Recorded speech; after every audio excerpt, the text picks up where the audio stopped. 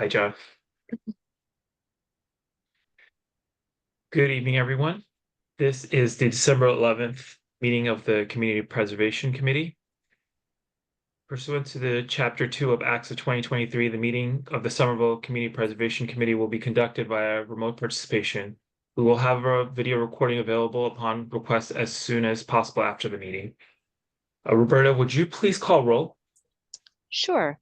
We have Eric, Here. Jahan, Here. Joe, Yep. Heather, Here. John, Here. Ryan, Present. and I see that we don't yet have Laura or David. Thank you so much, Roberta. So looking at the agenda, I'm going to slightly take things out of order, simply because I think we can address the approval of the meeting minutes from November 20th, 2024 fairly quickly. I wanted to check with the committee to see if everyone has had the chance to read the meeting minutes and whether anyone has any recommended changes for Roberta. I have no comments. Thank you. I'm not seeing any comments. One item I do want to mention is that Roberta, in the shared file, I'm not sure, it must have been one of the committee members who did have a comment, just a small It was me. adjustment. Yeah. Thank you so much for joining, Laura. Besides that comment, Laura, do you have any other comments to add in That as was well? it. That was Oh. it. Yeah. And I'm sorry, So- can you repeat the comment again? It was the next to the last paragraph on page 3, the fourth sentence from the bottom of that paragraph. It said that had recently completed, and I think you wanted the word been there. That was my comment. Okay, thank you. Great. So by including that a slight modification, besides that, I'm not seeing any other comments from any members of the committee. So I wanted to see if somebody can make a motion to adopt the meeting minutes. I can make that motion to adopt the meeting minutes. I Thank can you, say John. Sure, Laura. Roberta, would you please call the vote for the adoption of the meeting minutes, please? Sure. We have Eric, Yes. Jahan, Yes. Laura, yes. Heather, Yes. Joe, Yes. John, Yes. Ryan, Yes. and David Terran. We are just voting to adopt the meeting minutes. Do you have any comments or would you like to vote? I'll abstain. Okay. All right, then I think that was 7 affirmative, 1 abstention. Thank you so much, Roberta. I appreciate it. So we're going to go back to the order of the agenda that you see that we have laid out here. So we can start with the update on the FY25 fall report. Roberta, do you mind if it's possible for you to do a share screen? That would be great. But I know you might be having technical difficulties as well. Sure, I have. So just for everyone's information who wasn't here earlier, my camera is not working tonight, so you just get to see my still image, but otherwise I should be fully operational. So I can share oh, did I not put in the meeting packet the annual report? The annual report has not changed from the version that I showed you last month. The potential change that I had talked about is not ready to be processed or probably won't be anytime in the immediate future. So we're going to go ahead and publish the report with the original numbers that I had given you in the meeting packet last time. So were there any questions about the annual report? So there's no further update on the annual report. Great. Thank you so much for confirming that. So Roberta, if there are any changes that come in after you publish on the website. What are your plans? Are your plans to revise or publish the revised report at a later point in time whenever updated Yeah. information is available? Okay. I think at this point, what we'll do is reflect if there are changes in the amount of funds, those will be reflected in next year's unanticipated revenue. So I'm just going to consider that the revenue wasn't received in this fiscal year anyway, so we'll count it next year. Understood. Thank you so much for clarifying. Since there's no there are no further questions, I think we could move on to the next agenda item, and that's really the continued deliberation of grant applications for the fiscal year 25 funding cycle. We could start with Affordable Housing Trust allocation. So Roberta, I know you have a spreadsheet that shows the allocation amounts. If you're able to share that, and we could start off the discussion on that basis. Sure.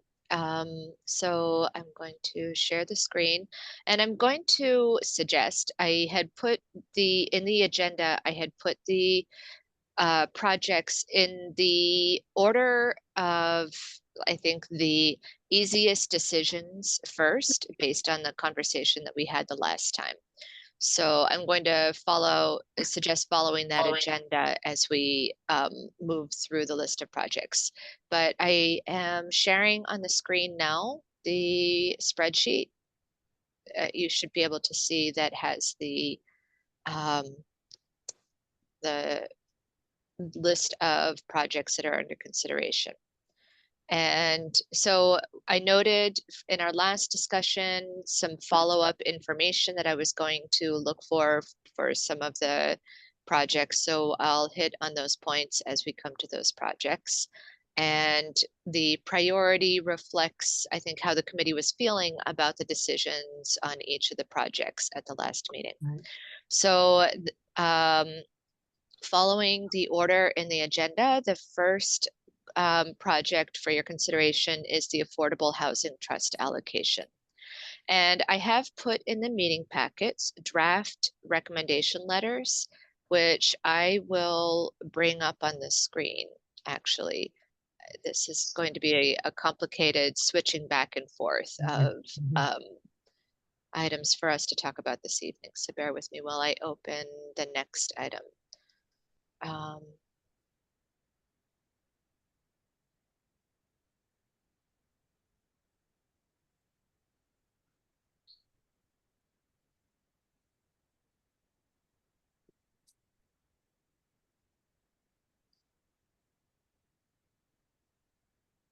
It's not opening.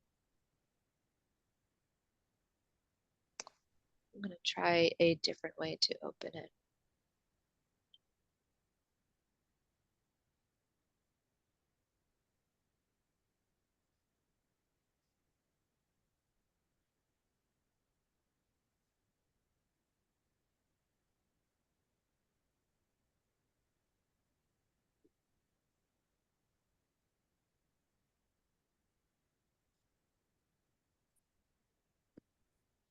Well, that's inconvenient, but I can show it on the screen even though I can't open it.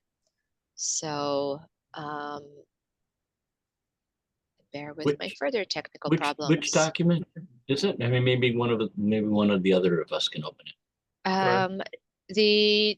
So this is the funding recommendation for the transfer to the Somerville Affordable Housing Trust. So I have it open on my screen if you want me to try and share it. Sure, if you could share it, that would be great. Okay. Thank you so much, Heather, for doing that. But what about me for suggesting it? Thank you for suggesting You first, David. Thank you for suggesting it. Right. Okay, so I just sent you a request to grant me permission. So I just granted it. You should be able to. Okay.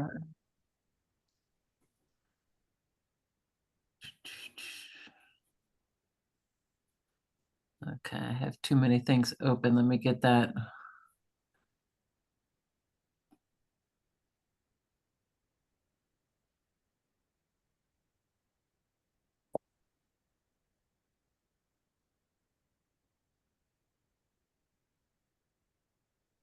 There we go. Great. There we go. It works. So maybe you could blow it up a little bit.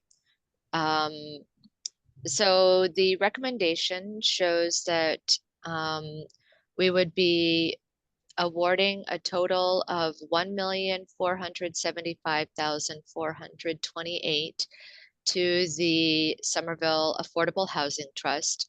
This includes 1,128,936 that was budgeted for the Affordable Housing Reserve in FY25, as well as 346,492, which is to be transferred from the undesignated fund balance to the Affordable Housing Reserve to align with the program area distribution goals the CPC established in its FY25 Community Preservation Plan.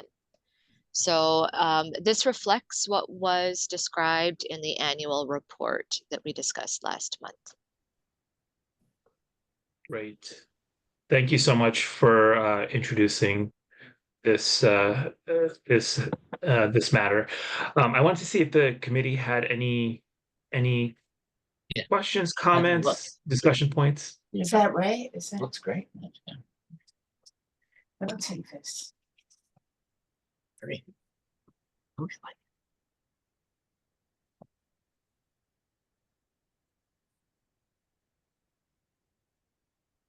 Any I comments?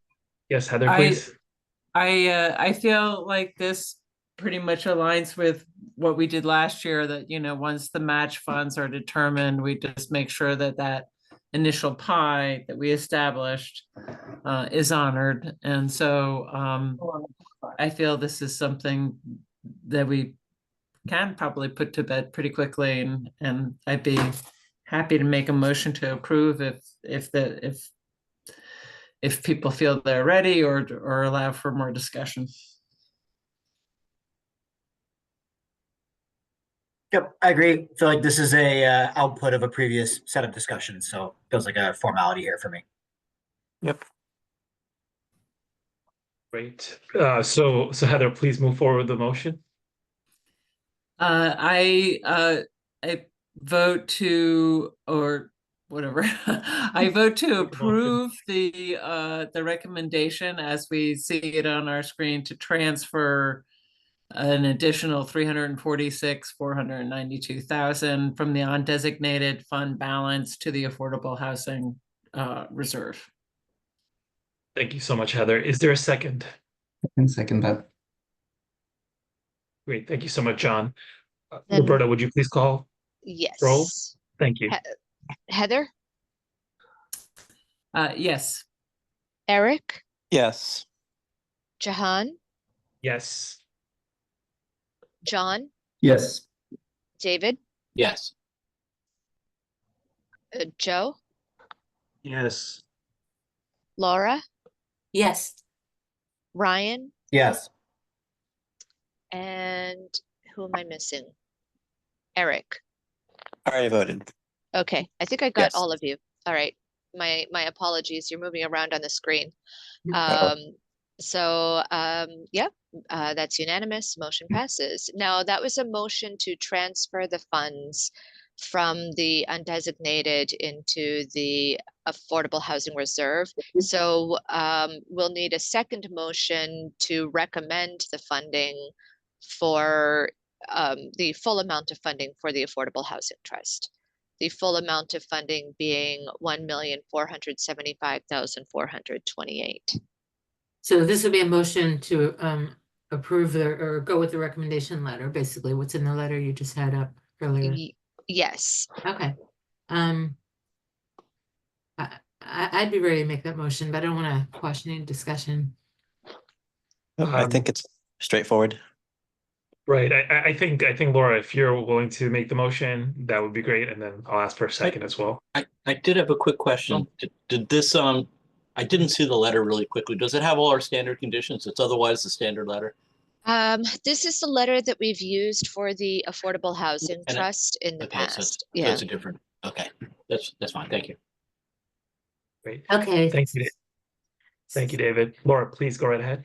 So I'll make a motion that we follow suggestions in the recommendation letter here and allocate a total of 3,475,428. That is, that's not the right, it's 1,000,000. 1 million, sorry. 1,475,428. I'm sorry. That's, you got it. Okay. Thank you so much. Thank thanks. you so much, Laura. Is there a second to the motion? I'll second it. Thank you, Eric. Roberta, would you please call roll? Yeah, Joe, Yes.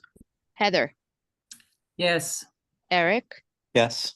John, Yes. Ryan, Yes. Laura, Yep. Jahan, Yes. and Ryan. No, you missed Ryan getting to vote twice and I'm not getting to vote.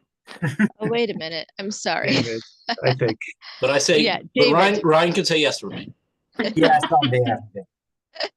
My apologies. I'm trying to get this right. Okay, that's also unanimous. So we have dispensed with our first project. So I'm going to consult the agenda for the second project, which is Nunziato Park. So, Heather, would you mind opening the letter for Nunziato Park? Yes, it should be up on people's screen. Yeah, I Yes, see we it. see it, Heather. Great, Thank you so much. And can you zoom it in a little bit? Mhm. All right, thank you. So the recommendation for Nunziato Park is to be awarded 200,000 from the Open Space Reserve for the installation of water fountains at Nunziato Park. And the funding conditions that I've shown, so we didn't actually have time to talk about funding conditions in our last meeting, although it had been on the agenda. I included documents in the meeting packet that showed that we've been adding some standard conditions to all of our projects in the past couple of funding rounds, which are redundant to the standard conditions that are in our grant agreements and memoranda of understanding with the grantees. So I was going to suggest that we eliminate the redundant conditions and start using only the conditions that are unique to a project. But this is up for discussion if the committee members prefer to reiterate the importance of the conditions. That's Can your you suggestion remind to us make. what those, because I think it was two other conditions, but I don't remember. what they were. Yes, so in the meeting packet, there is a folder. So if this is a PDF, I may be able to open it, but it's Word documents that I seem to not be able to open right now. My new computer. Which folder is it in? So it is in the conditions for reference. Yeah. So And this is the standard grant agreement, general conditions. There was 3 documents there. This is the one that's the standard CPA agreement so that I have up now. there's in the folder conditions for reference, there's one document called Summary of CPA Conditions, and this highlights the conditions that are typically used or that we have used in like numerous different versions. Do you see that one?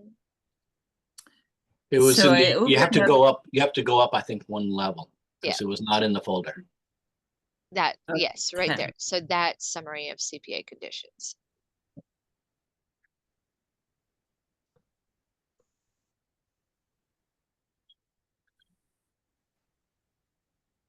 Just give it a I actually have it up. I can read it if you like. Sure, David. If you would, that would be great. So the 3 conditions that are highlighted is CPA funds will only be used for CPA eligible expenses. Secondly, a permanent sign must be installed noting CPA funding at the completion of the project and a temporary sign during construction. And third, unspent funds will be returned to the CPA fund. So these highlighted conditions are ones that we have been including in all of our recommendations in recent funding rounds. And they are, they're the ones that are redundant to the general grant agreement conditions that are listed below. Thank you, Roberta. So I wanted to see if the committee had any thoughts about the options, whether to remove the redundancies or to reiterate those same, very same conditions when it comes to, at least in this case, Nunziata Park.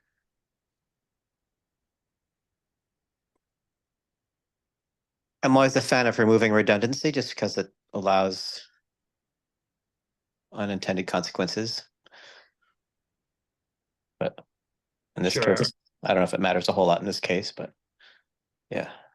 Yeah, I kind of like refining the redundancies, and like the grant agreement conditions are kind of the more legal binding document anyways, so that's kind of where we would refer to anyways, I feel like.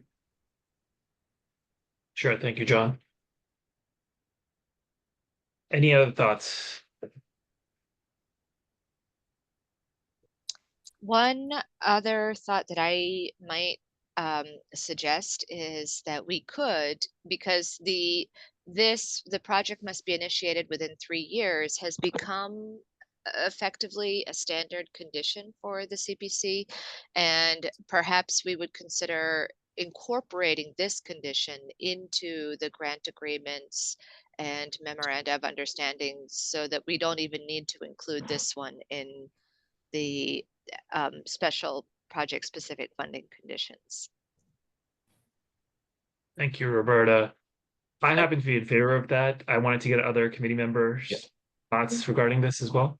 Yeah, I have a kind of potentially contrary view, not about taking them out from the grant letters as special conditions or highlight, but perhaps if we think that they're important enough to kind of really bring to their attention, is just going to say as noted, something about as noted in, the grant agreement, these terms that, this term, so that they're, so I'm not, to be honest, I'm not sure how long the grant agreement is and how deep into the weeds you have to be to find these clauses.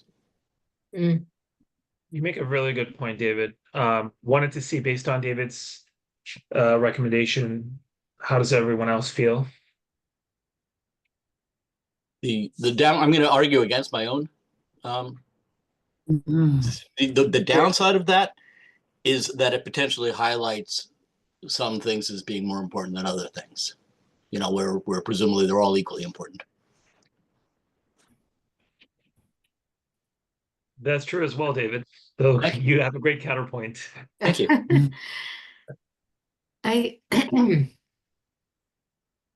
I think I like the idea. I like Roberta's idea of incorporating this recommendation into the full memorandum, the full agreement, and eliminating the redundancy myself. Probably because I'm a grant writer, and you're always under pressure to minimize characters and sentences and stuff. That's my take. Thank you, Laura. Just wanted to see if there were any other thoughts. So can you refresh my memory in terms of like, the applicants have seen these or these conditions, like at what point are the applicants introduced to these general conditions? So in the eligibility determination phase of the application process, the applicants are required to go through a checklist of materials that they should have reviewed before applying. I cannot guarantee that they actually review all of those materials before they check the boxes on the application form, but this is one of the materials that they are acknowledging having reviewed before they apply. Okay, all right. Well, I think in light of that, I would support the idea of streamlining, and just cross-referencing them. Okay. And I'll think about in the next phase when we're setting up the grant agreements. I'll think about some ways that we can really highlight to the applicants the material or the requirements that are in the general conditions, perhaps adding a signature to the general conditions page, which right now there isn't one. So I'll think about ways that we can bring Or it to do we their just attention. do we just attach the general conditions with the grant Right with now our it's award letter? So an award letter is actually not a step of the process that we've formally implemented in the past. I have an informal process of reaching out to grantees. So that is one possibility, to create a formal award letter. A second possibility could be to add a signature line to the general conditions page of their agreements, so to make sure that they are consenting to these general agreements. We do have a signature page for the conditions, whatever the unique special conditions are for each project, they have to sign an acknowledgement of those conditions. So I think, yeah, there could definitely be, and the applicants are not necessarily going to be reading this, these conditions that we give to city council, but I do incorporate the conditions from the recommendation letter onto the acknowledgement form for special conditions. So I think it would really, I think, be helpful to also ask for an acknowledgement of the general conditions, since Yeah. we are eliminating this redundancy. Right. I think that makes a lot of sense, particularly the signature line, just to record the understanding, or at least the acceptance of the general conditions. Roberta, I would definitely recommend that as well. Okay. Is there a reason that it's not a single document which has the specific and the, I mean, because going back to Ryan's point, I'm wondering what, I mean, if the issue is them being legally bound to it and us being able to say, well, you didn't do X, Y, and Z as required by the grant. I guess I'd want to be confident that it's a part of the grant that they're bound to. Yeah. And well, I'm not an it attorney. is, it is all part of the grant agreement. It's just an attachment to the grant agreement, but it's one of about 12 forms and Yeah. attachments to the grant agreement. So, Yeah. and it's one that they don't have to sign as of yet. Yeah. But I think it does make sense to combine the special conditions and the general conditions onto one document. So I could recreate that form to incorporate all of the conditions. This kind of makes me go back to my suggestion that I argued against about being something in the letter about, as noted in the general conditions, blah, blah, blah. Because I don't know how many of the 12 attachments they're really going to look at. Well, so the Even if- recommendation letter is to the attention of city council. And I don't, Yeah, so the, But the people that we're trying to bind to these conditions are the recipients of the grant, not the city council. right, but well, the city, when the special conditions have to get, are part of the city council's approval of the funding, but the general conditions are part of the contract that they sign. So it's legally binding.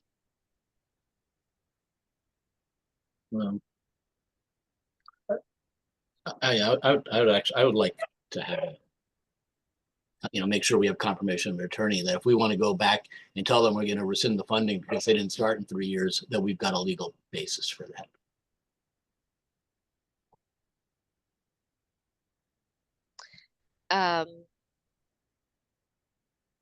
Yeah.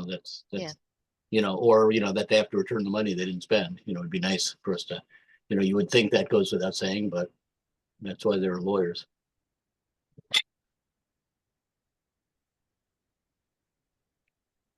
Well, when it's an outside entity, they already are limited to a 3-year contract and have to request extensions to Right, extend that right. contract. So the issue with the 3 years is to bind Right. the city to the Right. same standard of Right, starting the yeah, project within 3 years. And Yeah, thank you either very much. way, I don't release the funds until the project is actually being spent down. So the funds are sitting in the CPA accounts until they're spent. Yeah, okay. So there isn't really money to return. Right, unless they misspend it. If they misspend it, then there's money to return, but it's hard for them to misspend it because we're watching. That would be a whole different crime. Yeah. Metaphorically returned. It's just that it's released from being earmarked for their project. Right.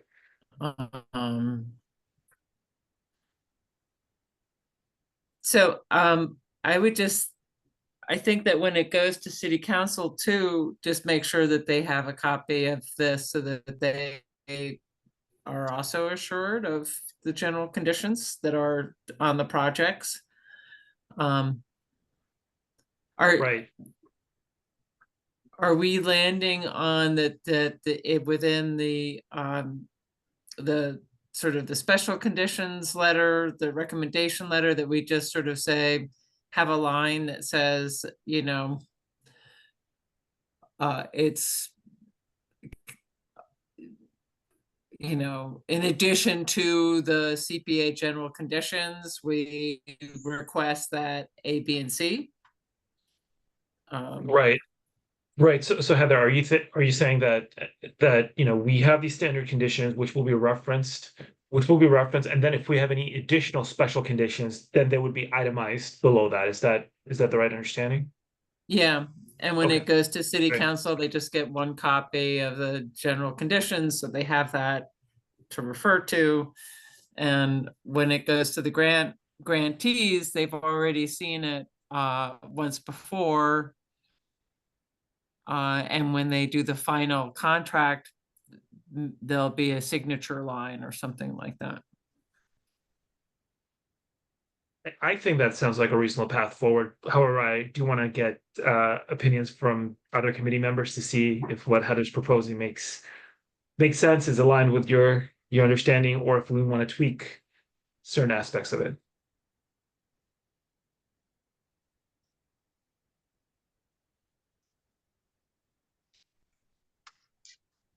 So I'm sorry. Did you have something? So no one has said anything to the contrary. I certainly support what Heather's proposing, or what Heather's broken down here for us. Roberta, key question here. This is just more or less guidance to you. We don't need to take a vote for this, or do we? You do not need to take a vote about your standard procedures. We'll just move forward using the standard procedure that's described. So back to the Nunziato recommendation, we need to edit the Nunziato recommendation accordingly and then use that format on the recommendation letters going forward. Yes, that is correct. So we should also initiate the deliberations around Nunziato Park to see if committee members have any thoughts, any concerns, or any adjustments to whether it's to the funding amount or the application itself.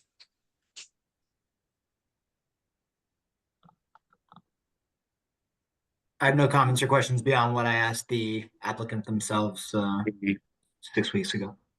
I'm all set. Thank you so much, Ryan. Yeah, I don't have any other comments either. I think it's Yeah. a sound project. Either. Great, thank you, Eric, thank you, Laura. So if that is the case, then would someone like to make a motion to approve the funding? I'll make a motion to approve the requested funding for the Nunziato field work. Thank you, Ryan. Is there a second, please? I'll second it. I can second. Oh, there's lots of seconds. I'm sorry. I think I heard Eric first. So on this one, Heather, I'm going to say Eric was the first one, but you're welcome to either propose or second a future motion. But thank you so much, Eric. Roberta, would you please call roll? Sure. Joe, Yes. Heather, Yes. Eric, Yes. John, Yes. Ryan, Yes. Laura, Yes. David, Yes. Jahan. Yes. All right, that is all of you. So that passes unanimously. And we will move on to the next project, which is, sorry, I'm pulling up the I believe it's agenda. Quincy Street. Open Yep. space. So, the Quincy Street open space, Heather, would you do us the honors of opening the document? I'm working on trying to be able to open everything on my personal computer and have a camera. So for now, if you could open the Quincy Street.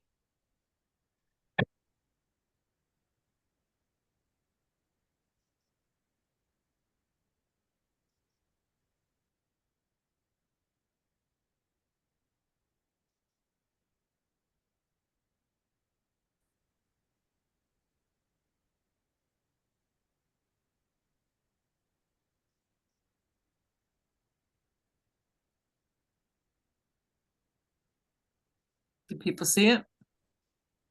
Yes. Yep. Yes. Thank you, Heather.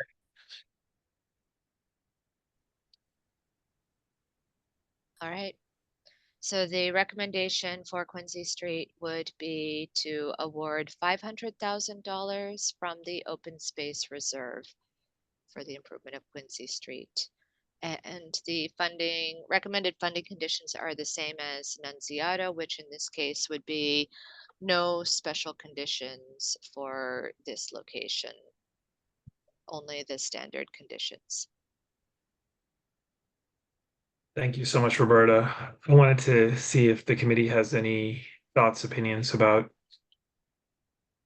Isn't Is it the standard conditions plus the three, we're adding the 3-year because that wasn't in the city standard conditions? Meaning the conditions that are shown, so the 3 years will be moved to the standard conditions, Oh, is my understanding of the conversation that we just had. So just to reiterate the conversation that I want to make sure I understand that we had about Nunziato, is that we're going to move the 3-year, unless extension is granted, condition to the general conditions, and then add a signature page to the general conditions and list special conditions on the same acknowledgement form. So that will ensure that the grantee knows that they're bound to follow the conditions that are in their contract.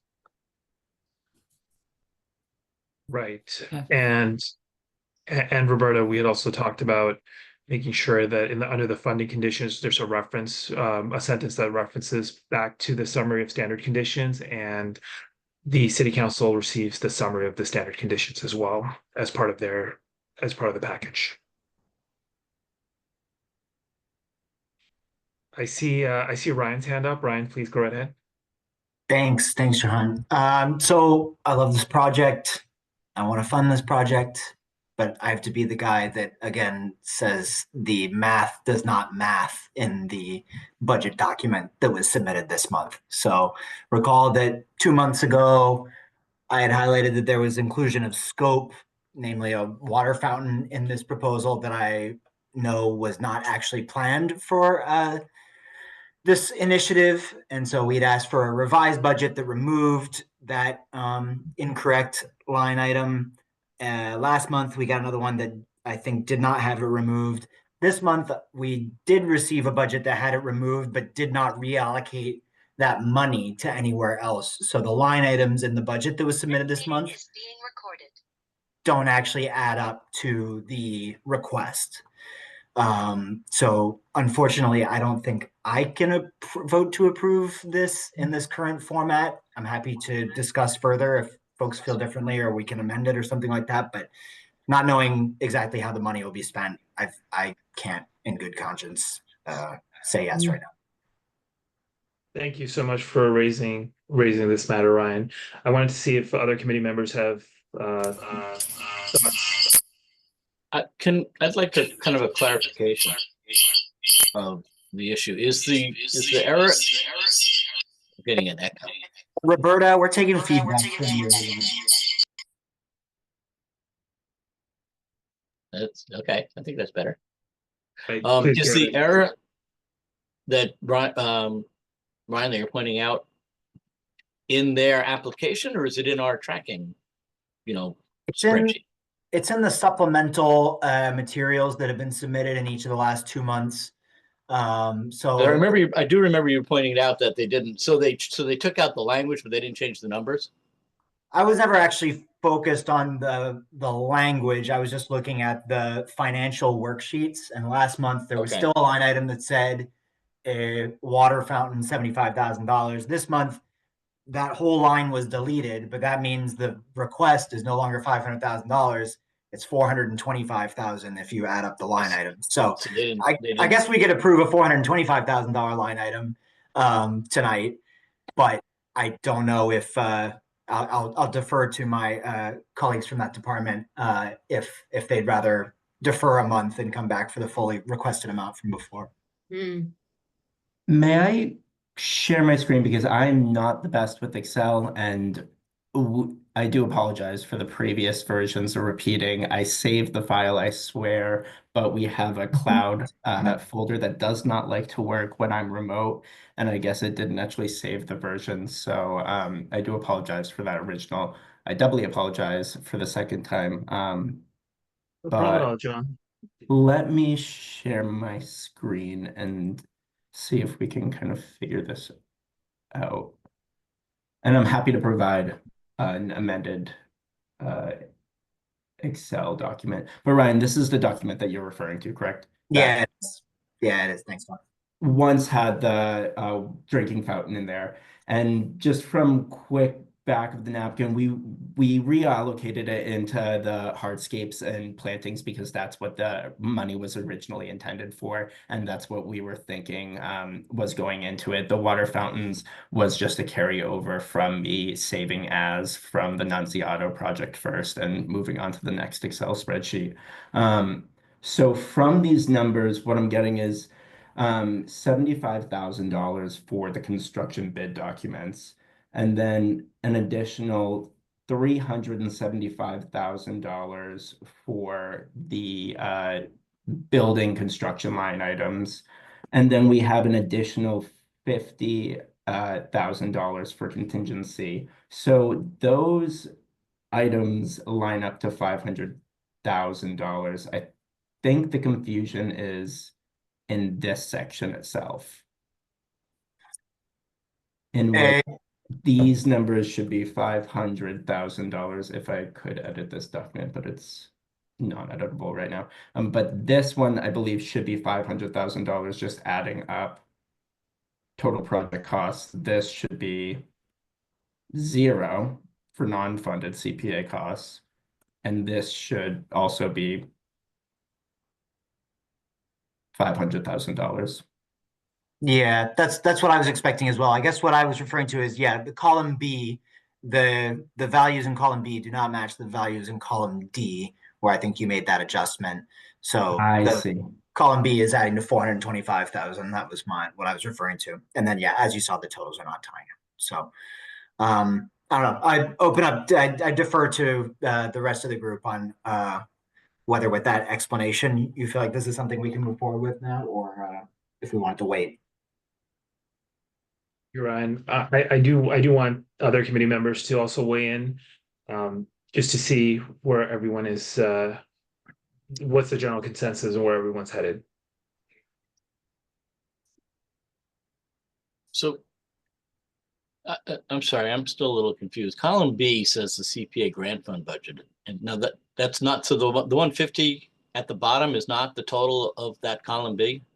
I'm so confused. No, the total should be, So those are not, so you're just putting, you're not actually letting, Excel's not doing any calculating. You're just putting the numbers. Excel was not doing any calculating. Right. That is correct.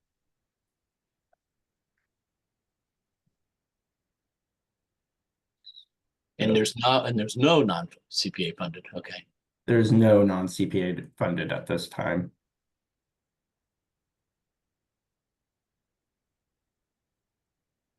Now, what about the removal of the cost of the water fountain that Ryan has brought up? So I apologize for that. The water fountain was just a carryover from me using Nunziato Park as the first Excel file that I was working off of and then saving as that file. So those numbers were never included in the totals. They shouldn't have been. They should have been split between hardscapes and planting and everything that's related to those hardscapes and plantings. So I guess then the question is kind of back to Ryan as to whether that satisfies his concern. Yeah, I guess, John, I would just ask if, are there any more detailed breakdowns of this, like bids or anything that shows what's driving I just want to make sure we're applying some measure of rigor to understanding these numbers. If we're reallocating from one bucket to another, do you have any information about the basis of the? Yeah, so we have a average cost of per square foot to renovate, to fully construct, to buy a piece of land in the city of Somerville, and we kind of use those numbers as a guiding document. Obviously, we're not doing an intense overhaul here, so it's not a full like reconstruction, but we're looking at more of like our renovation costs, and we were able to kind of use those as a rough estimate. And then take some kind of back of the napkin, what this project previously costed, what the linear foot for concrete versus porous paving, hardscape type materials would cost per linear foot, and came up with a rough number of about $500,000 for the project. I also see Heather's hand up. Heather, please go right ahead. I think it's a conservative number. I think probably the project can be done for less than that. But I do think that we should hold the city application to the same standards that we hold other applicants to. So I don't feel like we should vote on this tonight, and we should ask for the revised budget to be submitted to the committee in a correct form so that the numbers add up properly and we're not editing it during the meeting. And I was just adding up these numbers and I was getting the 425 as well. So I think we can just put a pin in it and then pick it up again in the next meeting. And when we have a spreadsheet that's cleaned up. Right. So Heather, sorry, John, go ahead, please. I was just going to say I'm more than happy to do that. Right.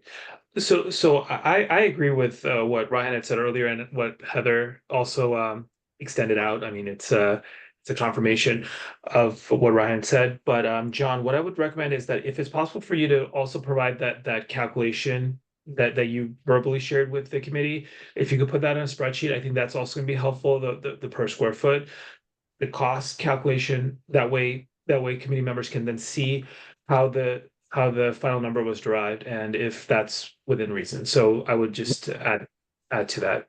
Yeah. Great. I didn't want to stop the conversation. If there are any other committee members who have thoughts, I know that the general consensus is moving towards deferring till January with the opportunity for John to provide us with supplemental information. However, if committee members have a different view and they would like to vote on funding this project, I'd love to hear that as well.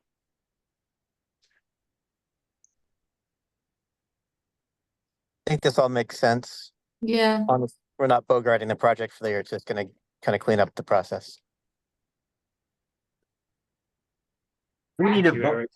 Do we need to vote to do to table this for a month, or can we just move on to the next item?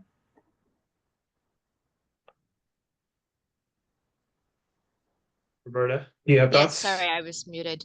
Sure. I don't think that we need to vote to table it. I think we can just hold it until next month. Okay. Okay, So- sounds good. The next item on the agenda then is Elizabeth Peabody House siding restoration. And again, if you could do the honors, I'm I'm still working on solving my technical problems on my end, so I may Don't have worry it by about the it. end of the meeting. I'm happy to put these up. Okay, So people should be able to see this now. Yes, we do, Heather. Yes. Thank you. okay, and um, the recommendation is to award 172,000 from the Historic Preservation Reserve to restore the siding on the Elizabeth Peabody House building. So Roberta, I just want to double check. I think as we had talked about previously, I'm wondering if you're keeping the spreadsheet that you had shared earlier.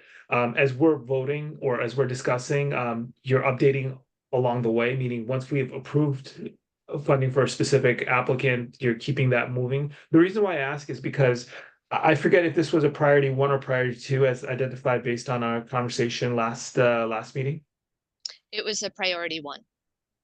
Thank you for confirming. Great. So on that basis, I just want to open up the deliberations to see if committee members have any thoughts, whether it's about the project itself or the amount.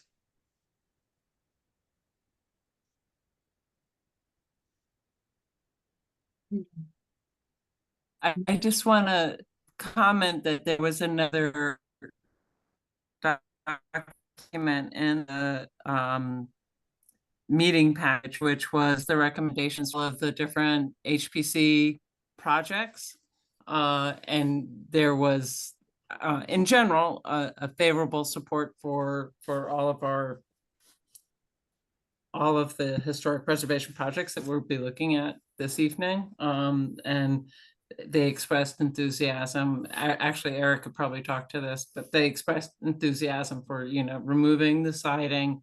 And I don't think that they put any special conditions on it other than what we already have, which is, that they have to work with the HPC to get final approvals for their proposals. Yeah, I think Thank that's you, right. Heather. We were, it seemed like a good project. We're happy to see it move forward that way. I mean, it didn't have any tweaks to the scope or anything like that. Thank you so much, Eric. Any other thoughts? Is the amount the 172? That's for some reason I thought I heard Roberta say 200,000. The amount is 172. Oh, sorry, I've got to make one more little adjustment to my rig. The amount is 172. Can you hear me? Yes. Yes. Okay. And they had originally estimated 250,000, but that was their preliminary guesstimate of what the cost would be for our planning purposes. Their estimate came in lower, so their actual request is 172,000. Just a small follow-up on that. So the 172,000, that includes a contingency, a certain percentage, I would expect. Yes, we would need to go back to the original application, which I can pull up.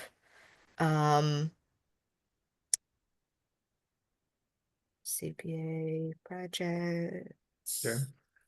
That's Roberta. Thank you. We can see you on screen as well. Just wanted to confirm that you're on video. Yes, thank you. So I now have 2 computers. I have one with a camera and I have access to my documents on the one with the camera, but I actually have to go back to the old computer to pull up the application form.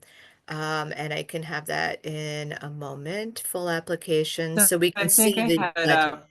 You have the budget, can you pull up the budget for it? Roberta, I think I have it up. Thank you, Heather. So if you can skip There we through go. probably about page somewhere, page 3, page 5. Is where the budget would be.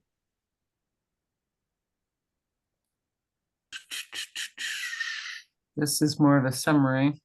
Yeah, Right. no, it's the page following the application, which is, I have it open now and it's on page, oh, we have the detailed application. It's on page 7. And it's in very tiny print.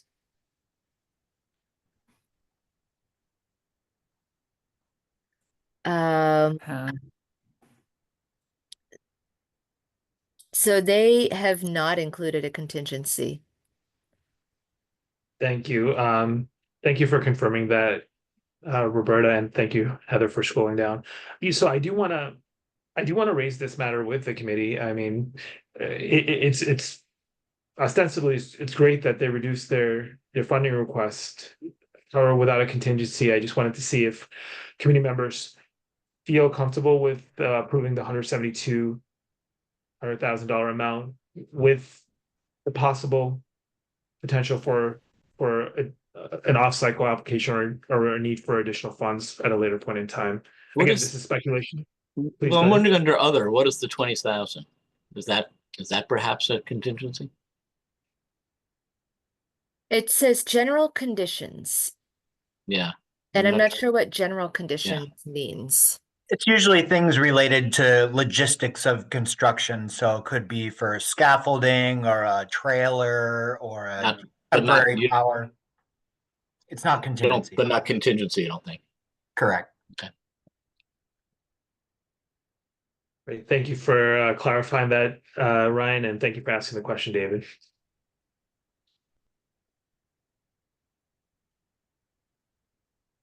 So I just wanted to see some thoughts. Sorry, Roberta, please. I think a couple of questions could be to also hold this until next month so that we can reach out to the grantee and ask if they want to add a contingency. That's one option.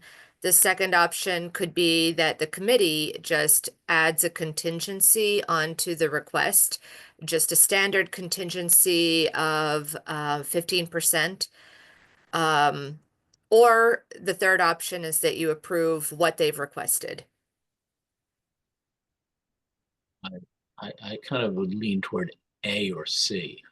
I'm not inclined to give them more money than they asked for. Okay. My personal vote would be to trust the applicants to have asked for what they Right. need. Right. And leave it at that. I kind of agree too. Yeah, with that. Let's see. Yeah. That would be C, yeah. Yeah. Well, and because when you get right down to it, if it turns out that it goes over, then they would come back to us for more money, and An they off cycle or. and why they yeah, need more money. Yeah. Right. Yep. Right. I think that's what I would do too.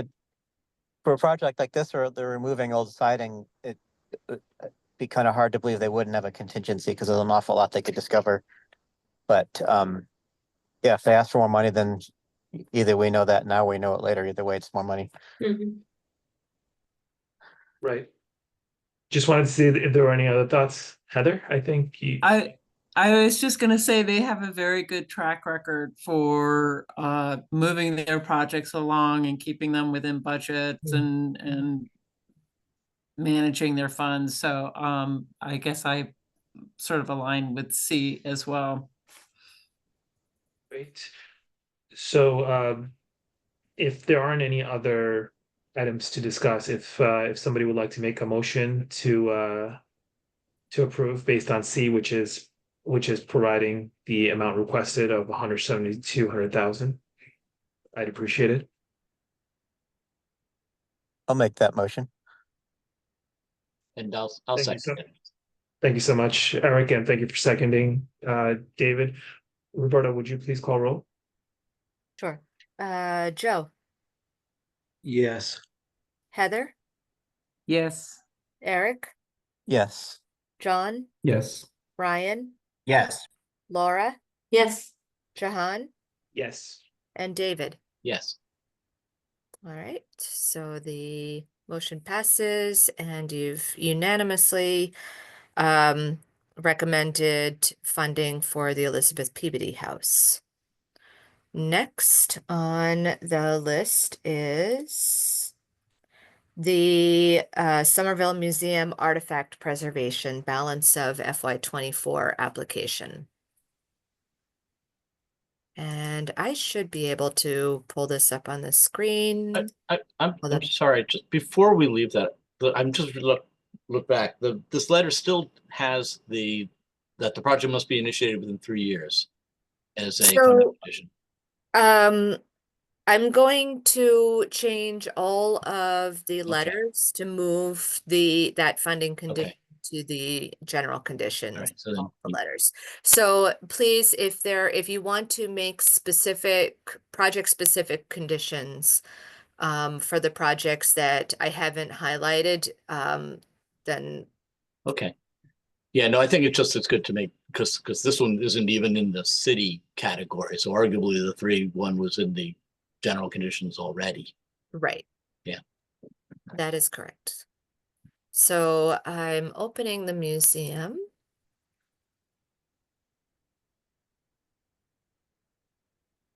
And I will share.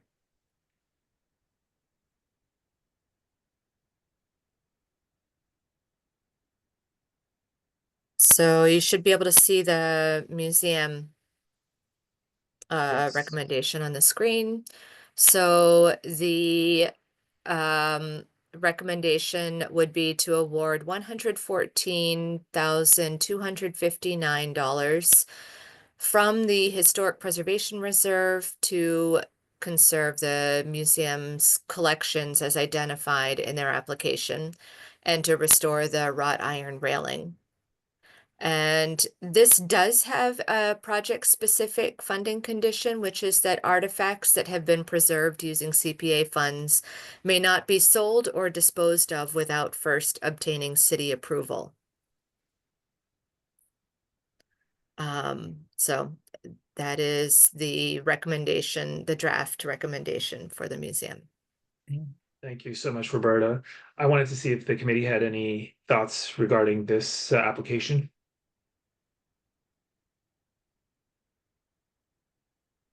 This was stuff that they wanted to do last year that got kind of delayed because there was a last minute off cycle request, wasn't there? That's correct. I think that was the deal. Yeah. I think they've actually asked for this money, some of this money at least, for a number of years. Okay. I think it's they're long-standing clients of ours, and they've been waiting for this, so I'd be okay with this. And as a commission, I don't think we reviewed this because it's not a facility, so it's items. So I don't think we've discussed this. For feedback. What about the railing component? Oh, the railing. I don't think, Roberta, I don't believe that was in our letter. Because the HPC had already given a review last year, Oh, right. It wasn't brought back to you this year. Okay. So your review, I could dig that out of the archives, but that would have been in last year's packet. Okay. Thank you, Eric. I wanted to see if there were any other thoughts. Heather, I see your hand. I think it's timely to take a look at the overall budget, because we do once again have more requests from the historic preservation category than we have budgeted. So I think sort of making a determination reviewing the budget before we go too deep into all the historic preservation projects would be a good idea. Good point. Yeah, thanks, Heather. Can you remind us what, or maybe it's right in front of me. I'm on my phone and things are kind of squished. What is our deficit currently in that category? Like, how much are we looking at digging into our reserves? So the suggested budget accounting for all of the projects, so I just wanted to find the museum is this item. We have 395,787 available for historic preservation. And the projects to come out of the budgeted reserve would be the 300,000 of the 12 Pleasant Ave project. And out of that 300,000, a portion of it was actually going to go, oh, here we go. A portion was going to be recommended to go to affordable or be counted as affordable housing. So this is how the budgeted reserve fund would be used, following the recommendations that I've drafted. But in the item, just to the left of where you are right now, that 967 is the total amount of requests in historic preservation, and we have 395. So that is, yes, that's the actual request column. And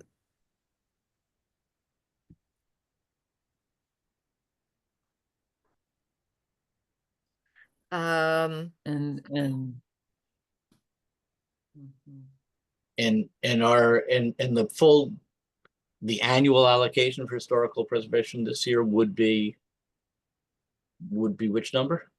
It's row P or row 395. Right. So it's the 395 is, and is that row P and row R combined? No, it's not. So the 395 is column P.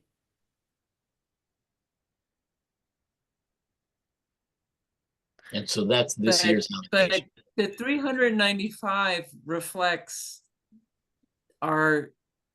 it's column P here is allocating it to projects, but the 395 is what we have in the historic preservation budget. Yeah. Right. And so the budgeted reserve and the undesignated fund, let me just highlight in the appropriate colors. So this would be, So I think but I think the thing is that this column that we're looking at here is a scenario of, if we wanted to fund everything, how could we do it using the budgeted reserve and the undesignated funds? Right. And I think the first discussion to have is, how much, do we want to exceed the historic preservation slice of the pie by adding from the budgeted reserve and undesignated funds, and if so, by how much? I think it's a useful scenario, but it assumes that we want to move funds around in order to add monies to historic preservation. Right. Thank you for raising this matter. Also, I would add, Heather, in terms of the considerations around every single application, particularly in the historic preservation area, we also always retain the option of partially funding, and I think we've done that with the Somerville Museum in the past. So that's another consideration that could be layered in should the committee decide that the budget reserve or the undesignated funds should not be fully used as displayed here. So I would love to get some thoughts from committee members based on what Heather's brought up here.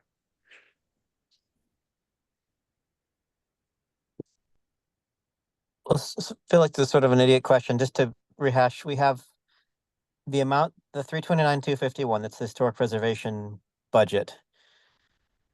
And we have the undesignated funds, which is that the 496, 492? Yes.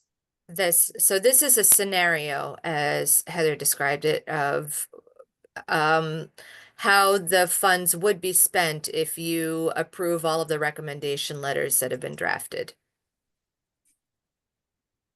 So this shows spending 150,000 from the undesignated fund for historic preservation, which would be toward the 50 Bow Street brickwork project. And 300,000 from the budgeted reserve, which would actually be split between historic preservation and affordable housing. And how much does that then leave in the budgeted reserve? So this scenario leaves a remaining balance of 14,000 in the budgeted reserve. So I'm trying to, and maybe I'm getting mixed up between different funds, but I kind of remember, maybe it was last year, talking about wanting to maintain a balance of, I don't know, forget, was it 500,000 or 750,000 or something like that? Is that in a different fund that we So still the aren't, 750 that we're not talking about? I think if you scroll down, Roberta, it has that big picture budget stuff that I think people are looking for. Yeah, right? the 750, that's, So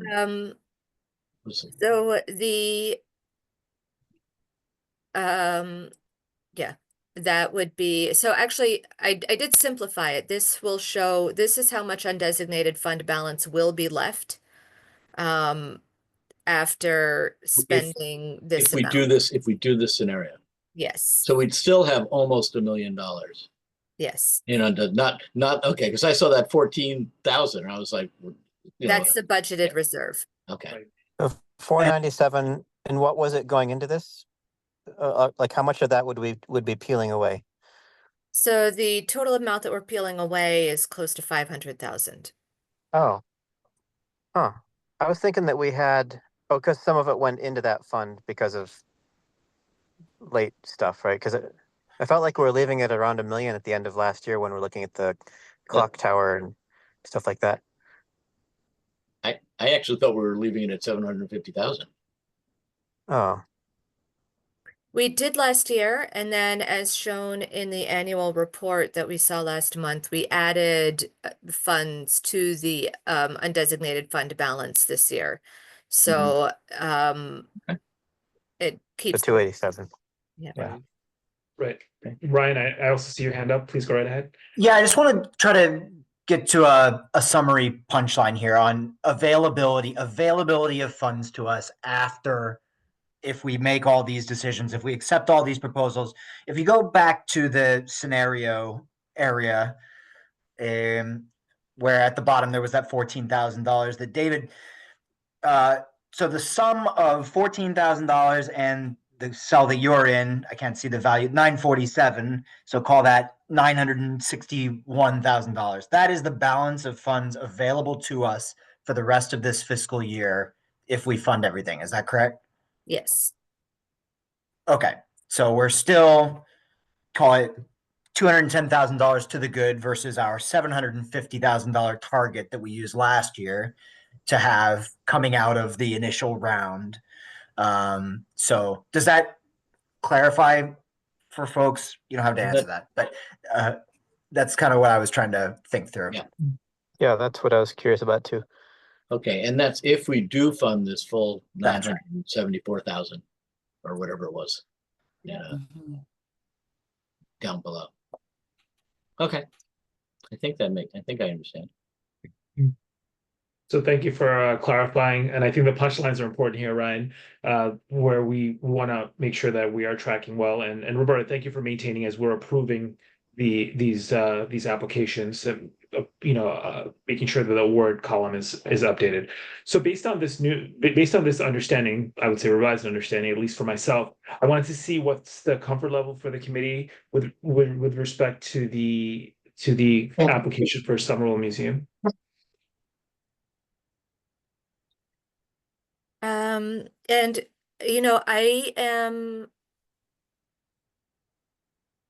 I want to make sure that I have, okay, so I see, I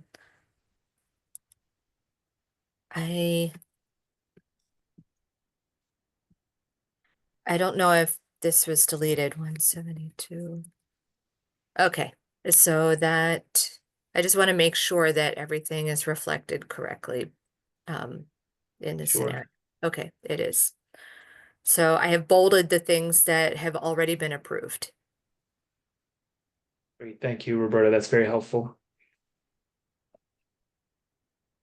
So with the approvals so far, we're at our original, more or less our original historic preservation budget.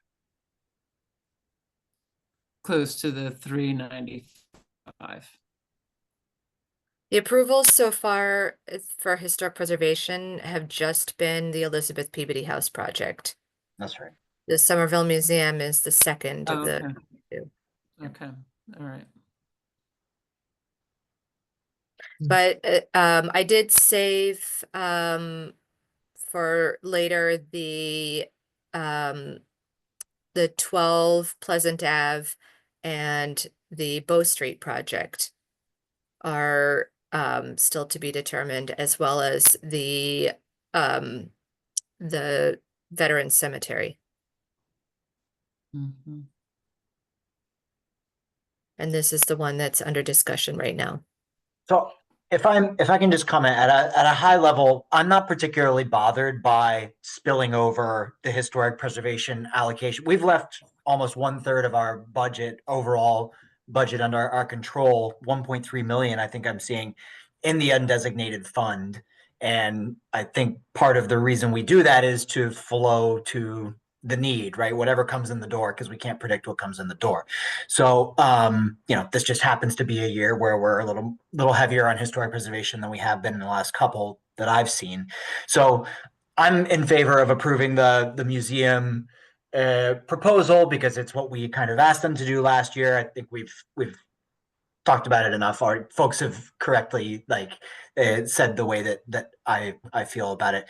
But if the reason for any further conversation or anybody's trepidation is about spilling over that over the $395,000 and dipping into the other undesignated sections, I personally am not super bothered by that, but I'll defer to anybody else.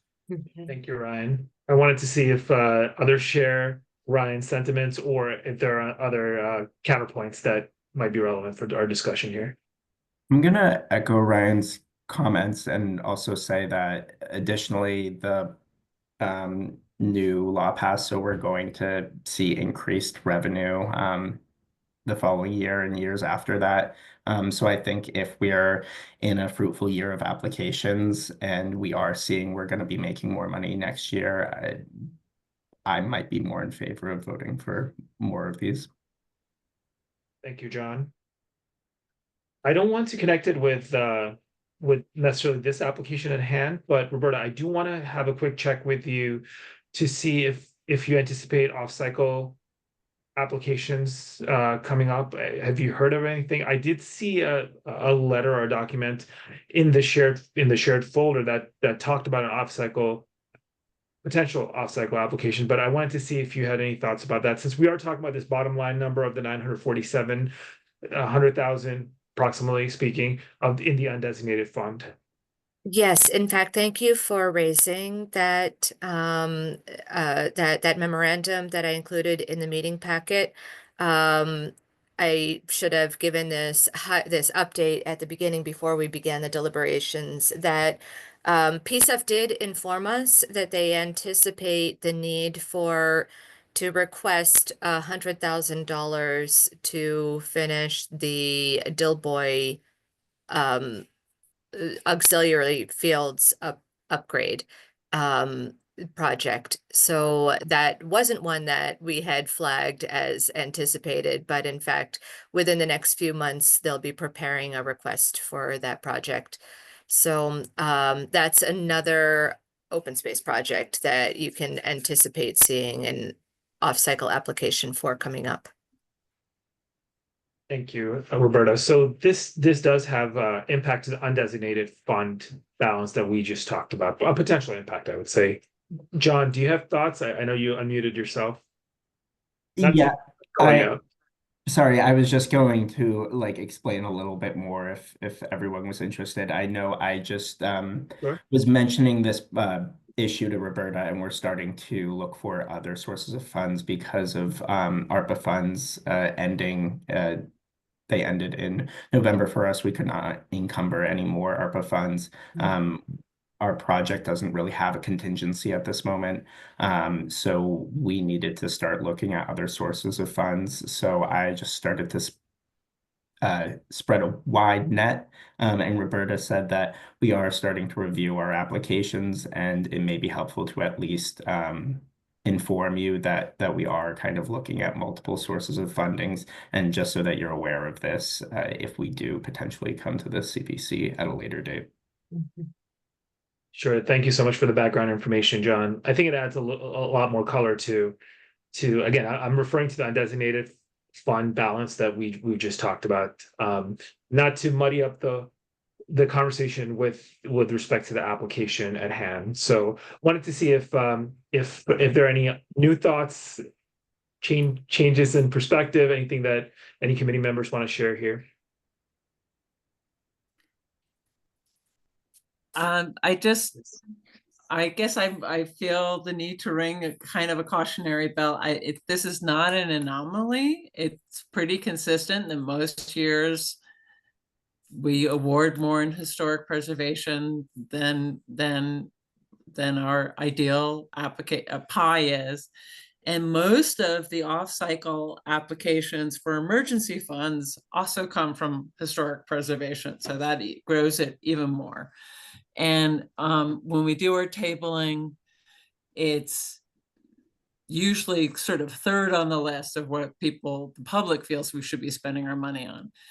And I think part of that is, I mean, I think many of us, when we are tabling and working with public, we're trying to educate them into the fact that historic preservation isn't just buildings, and that it's quite often these nonprofits that are there that are providing public services, or it can be partnered with housing, and trying to kind of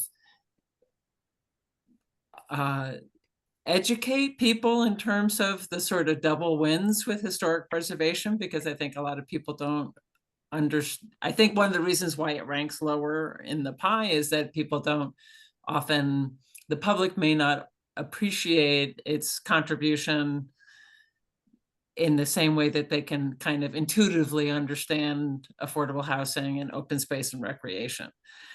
But I do feel like we kind of consistently, through the off-cycle applications and the awards,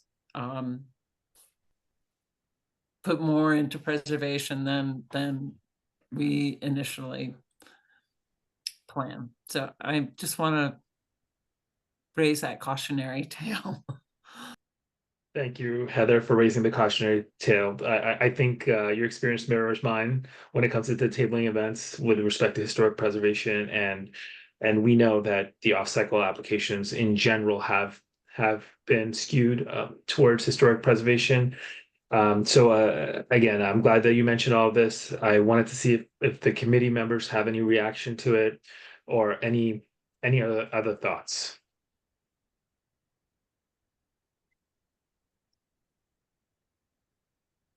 I guess I have a couple things pulling me in opposite directions. Like Sure. I want to echo something someone said earlier, which is that this applicant, we denied the museum last time and said, give them some directives, and they followed it. So on the one hand, I feel like given that, and given the increase in the budget coming up, I'm inclined to approve this as is, to vote to approve it myself.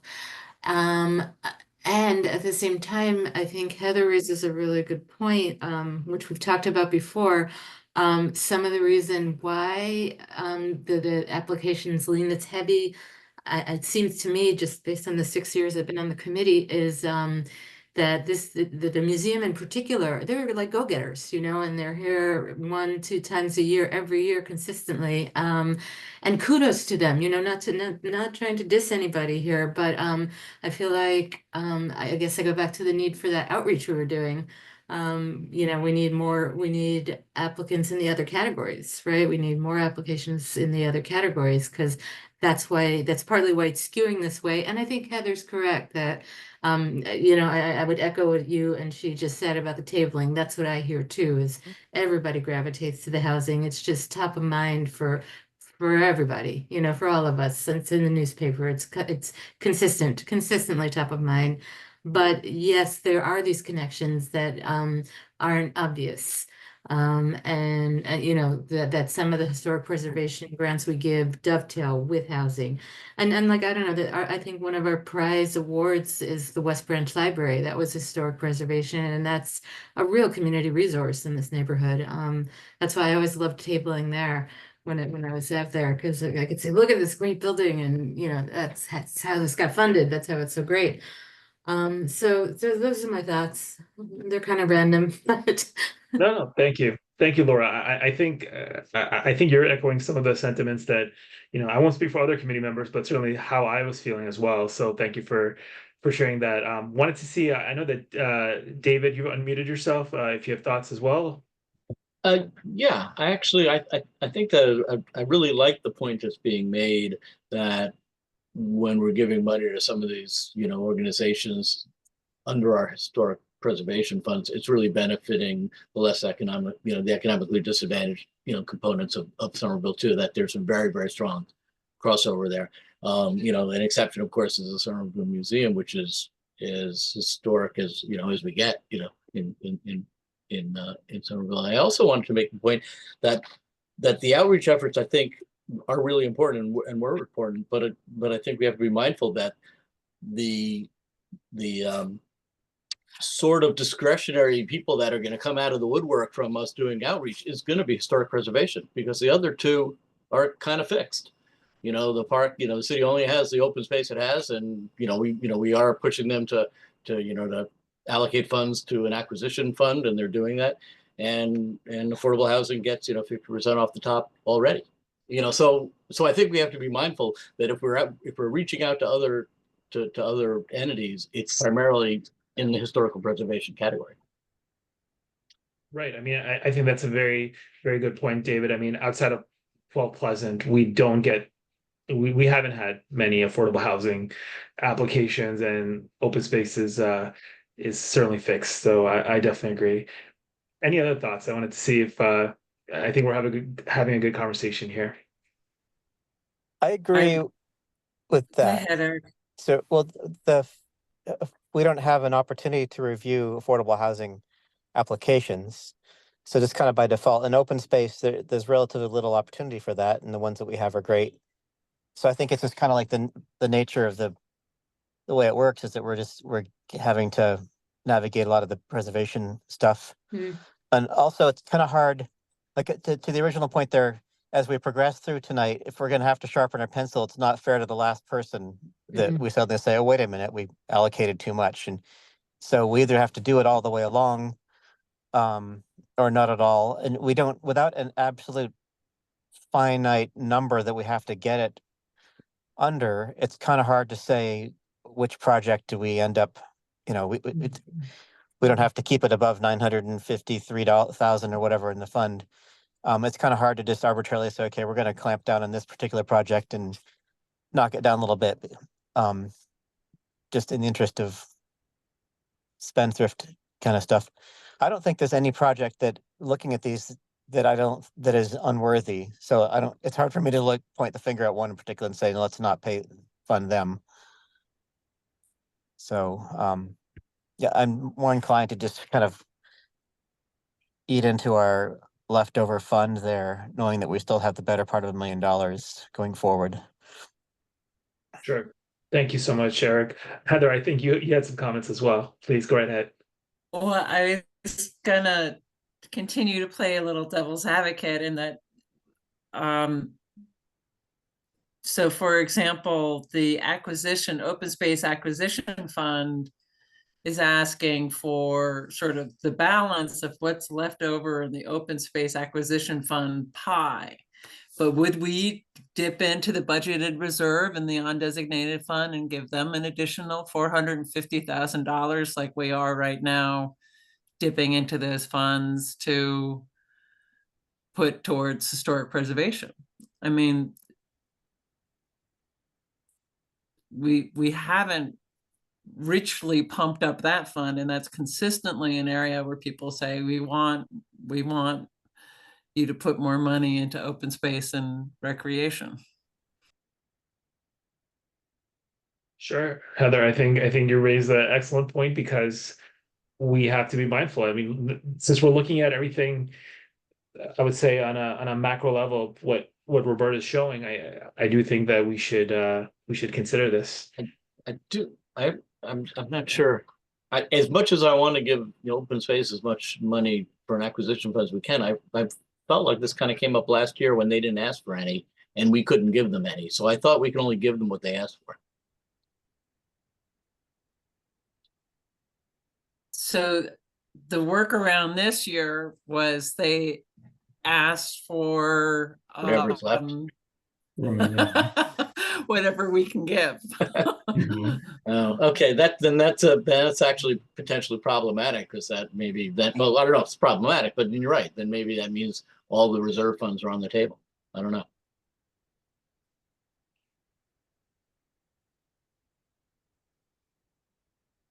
We're not opposed to it. Let me see what I've got in my wallet too.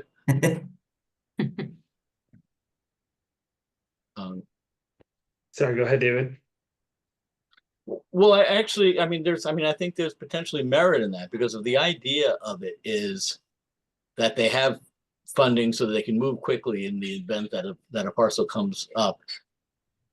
It kind of begs the question, well, what value is it in being in our reserve fund as opposed to being in the city's reserve fund?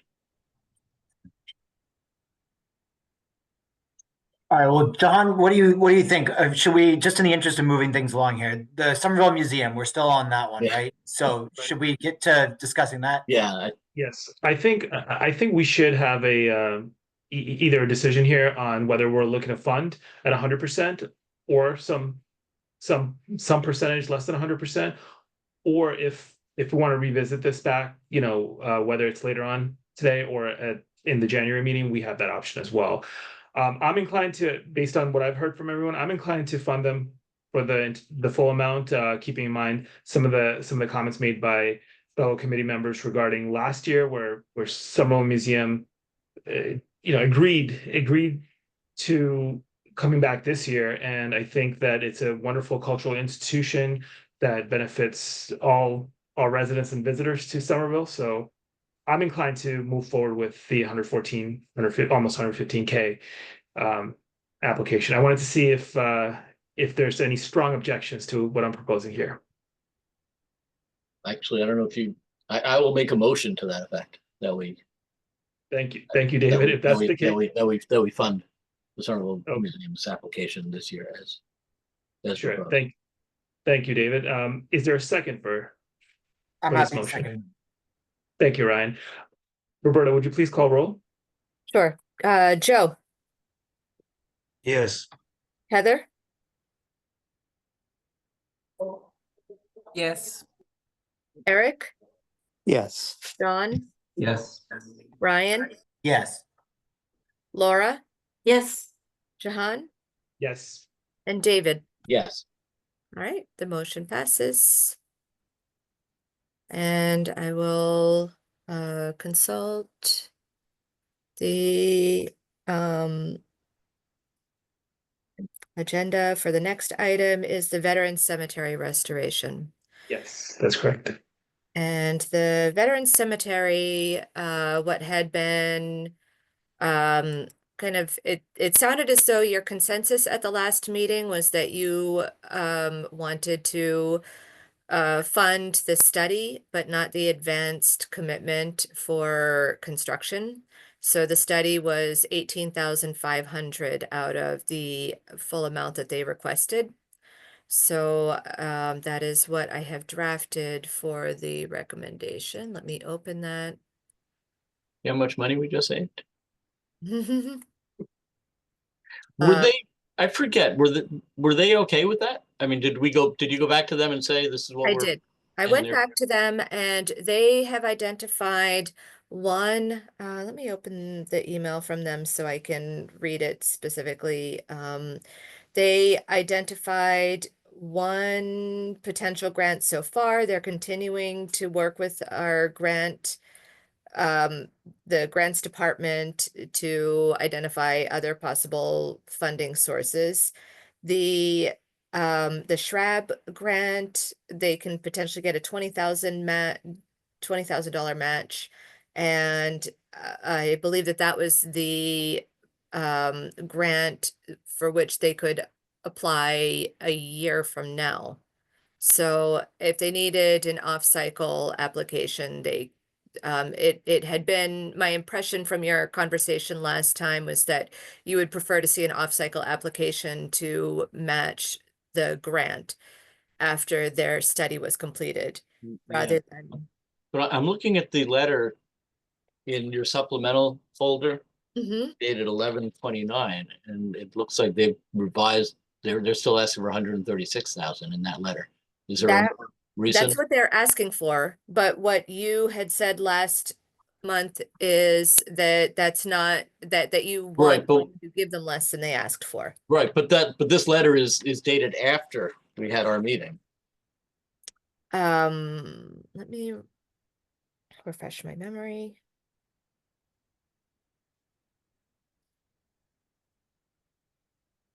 We met on 11/20 and this letter is dated 11/19. Oh, wait, 11/19 is before 11/20. Never mind. Because I think I was seeing 9 days later. I don't know why. Yep.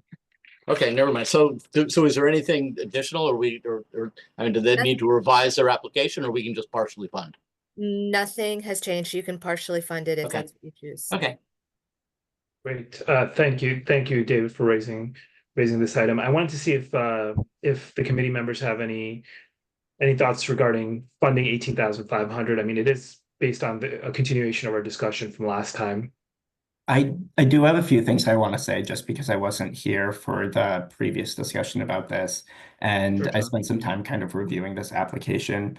And one thing that our department kind of feels is that they're kind of going around PSUF to get this money because although it's in a park, they're asking for historic preservation. We're totally fine with that. We just kind of feel like there has been no communication with our department related to this work, and it will be work done within certain parks. So that was just one concern that my director flagged for us on this project. Hearing that it's just that the CPC is just in favor of the $18,000 study, I think we're a lot more in favor of doing studies. Obviously, we want to make sure these monuments are kept in good shape and restored if needed, and are in support of that.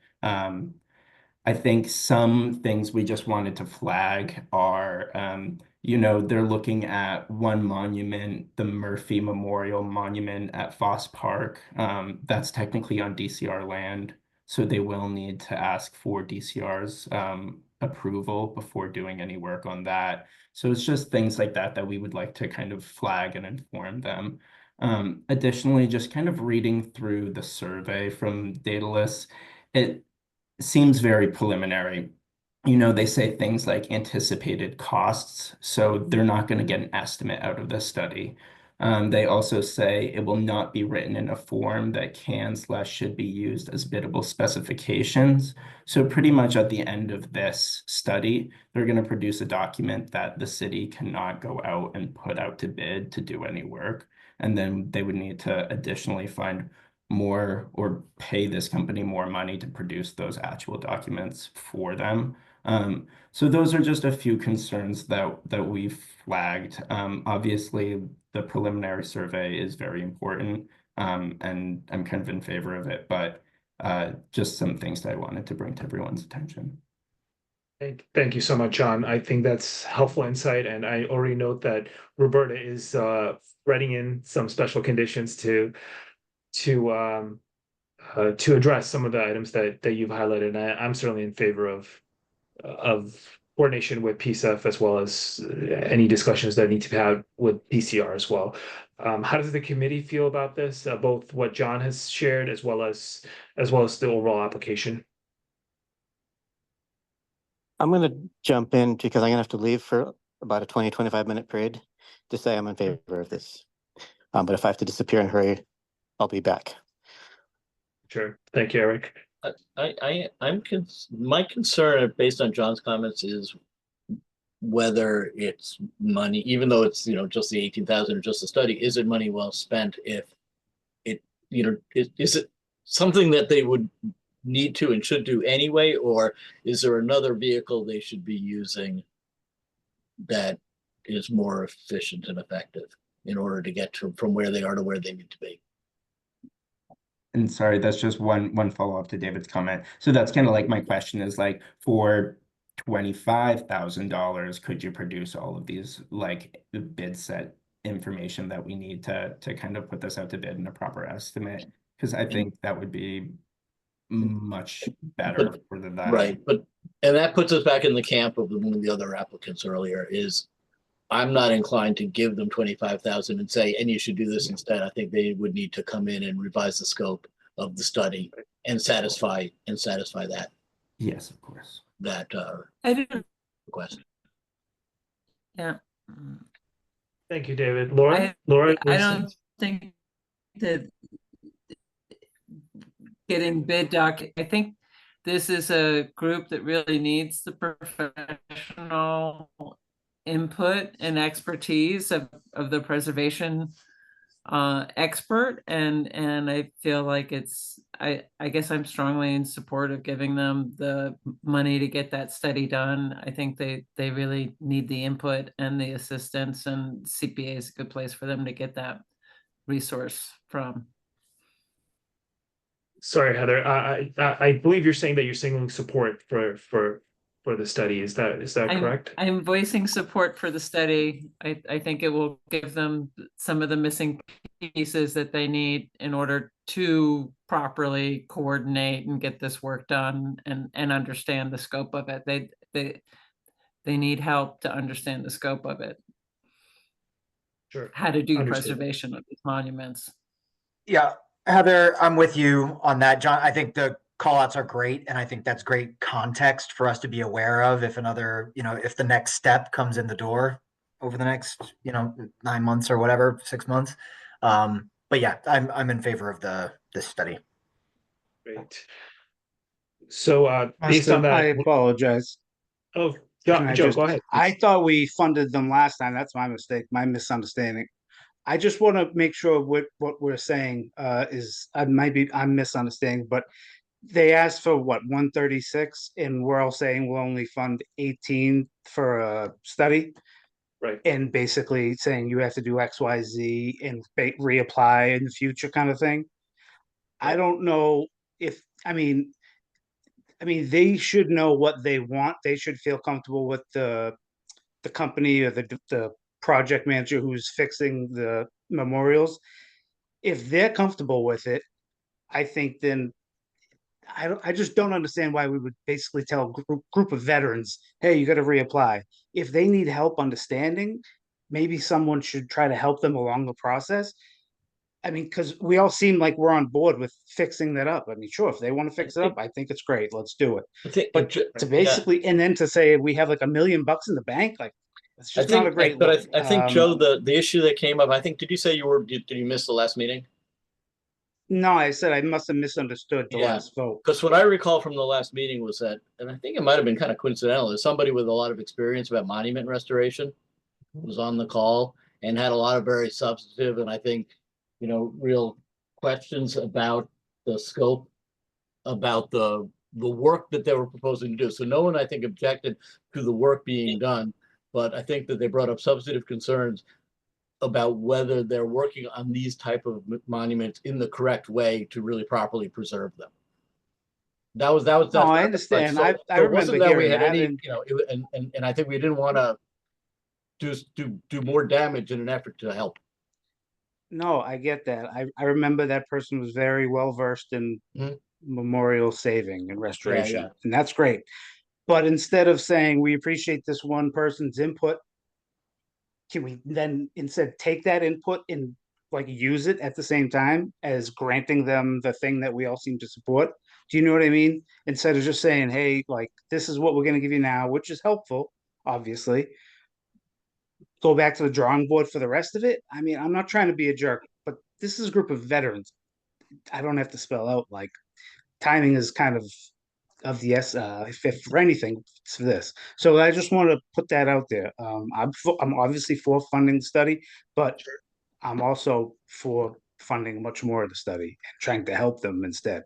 And I'm not saying I'm the one to help them because I don't know what I'm talking about, but you know, like the veterans department can work with the whatever department, you know what I mean? It's city government. You know, we have people who can figure this out.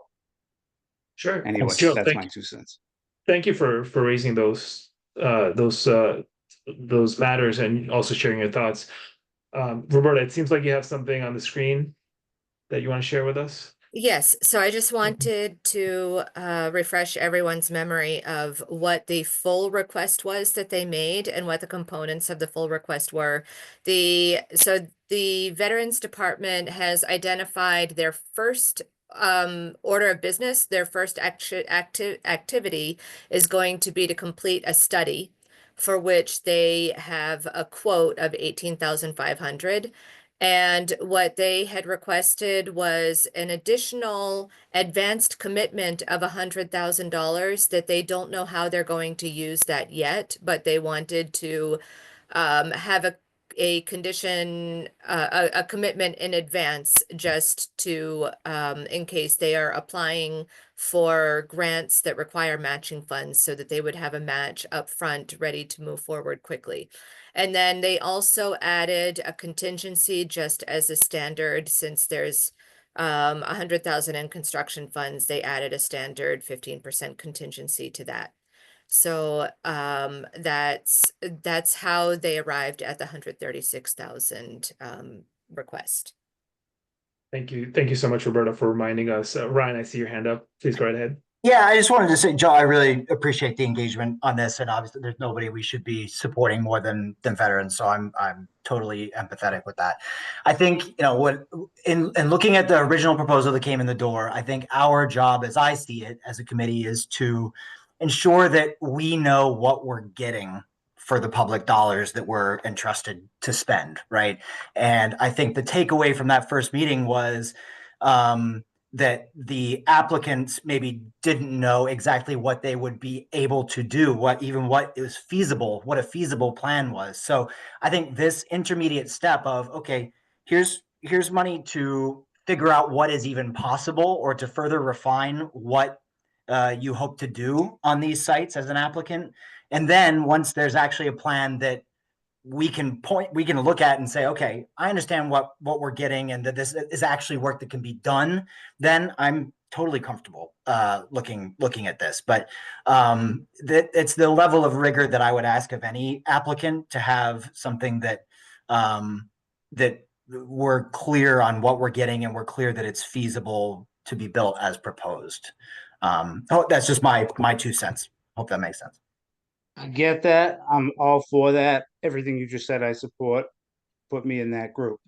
Can we then change the language of whatever we're voting on to say like, hey, they asked for X, but they wanted us to basically put some on the back burner just in case they get no, just say they asked for this straight up, or whatever the number is, 18 for the study, and we will grant them that.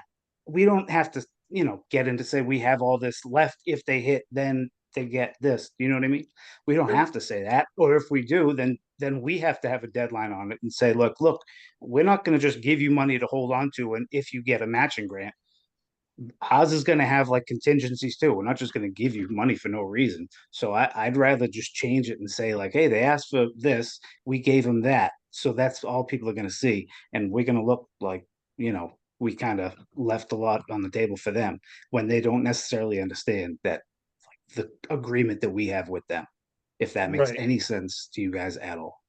So thank you, Joe. I think it makes complete sense. And I think, I mean, I'm favorably inclined towards what you're saying. Wanted to see if We committee just don't want members to look are. like jerks. I mean, we have been, and I'm happy to go on record of saying that we are favorably inclined. We are supportive. However, to Ryan's point, we do want to see the same rigor. And I think John also mentioned, when it comes to estimates coming out of the study, we want to make sure that those estimates are reasonable. And of course, the conversation with PSUF and DCR, those are also steps that are necessary, I think.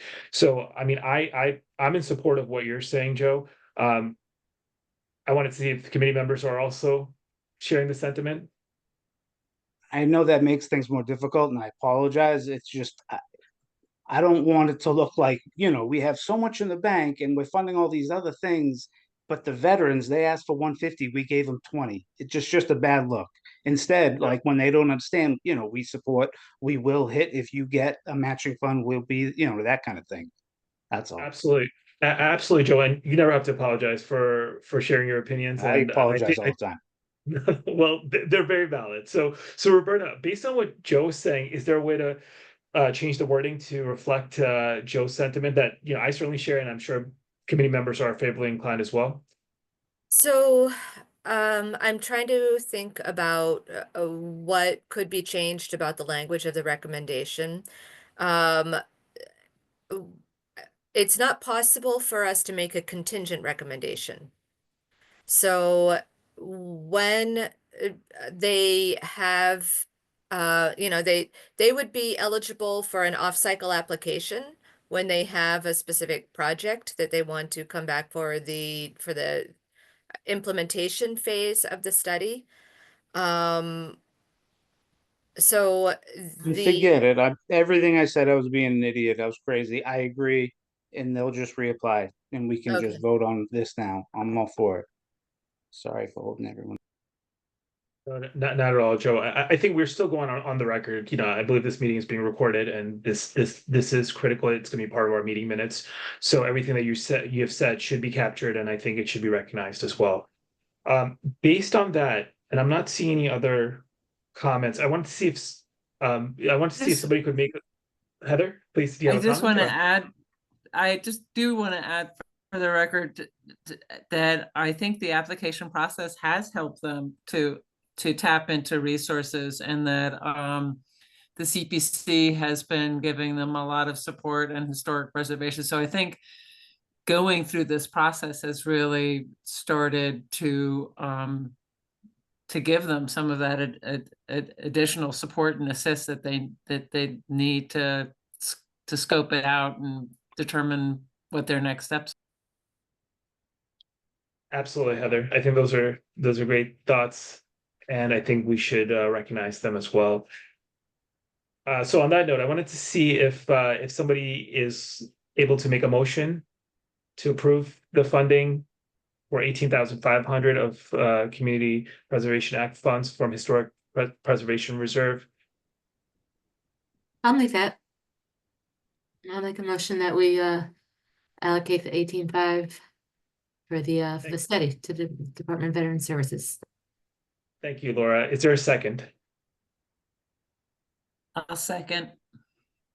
Thank you so much, Heather. roll. So, Roberta, would you please call roll? Yes. Joe, Yes. Heather, Yes. Eric. Oh, Uh, that's right. Eric Eric has is stepped away. temporarily absent. John, Yes. Ryan, Yes. Laura, Yes. Jahan, Yes. and David. Yes. And I also note that Eric said he votes yes. That's before right, he did.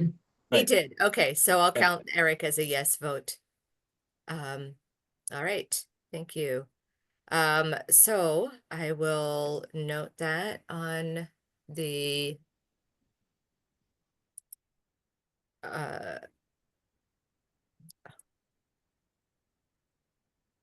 and this is bold.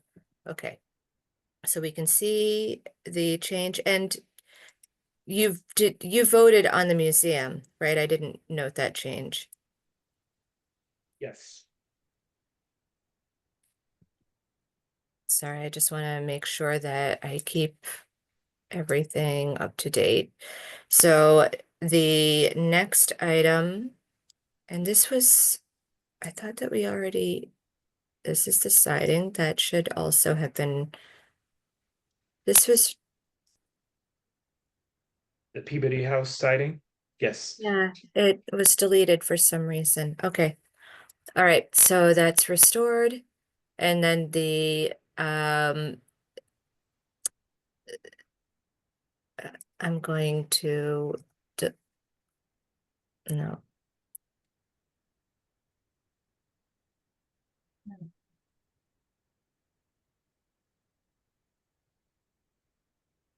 Okay.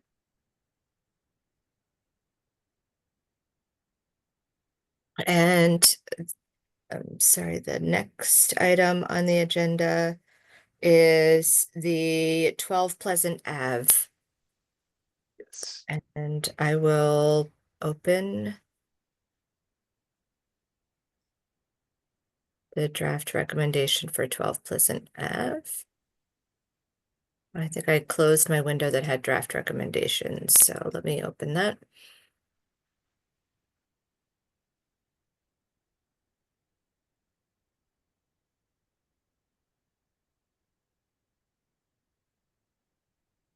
So the recommendation for 12 Pleasant Ave is to award 395,000 of CPA funds, including 91,000 from the Historic Preservation Reserve and 303,972 from the budgeted reserve.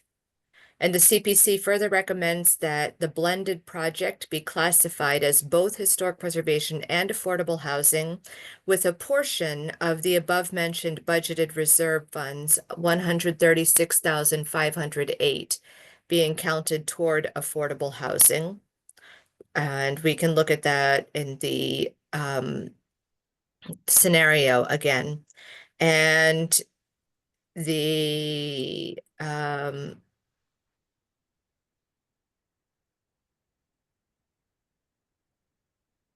I had meant to ask about funding condition for the affordability restriction. So I would I did check with them today, but I forgot about that question about the affordability restriction. So we may put I'll put an affordability restriction will be I'll draft affordability restrictions will I be thought there was an affordability restriction baked into the project. they have the intention of seeking an affordability restriction in the future, but that has not actually been obtained yet. And one of the advantages of our putting CPA funds in for affordable housing before the affordability restriction is that that will actually open them up for future eligibility for CPA funding for other purposes in the future. So it doesn't impact this project now, but it could potentially give them more flexibility in the future.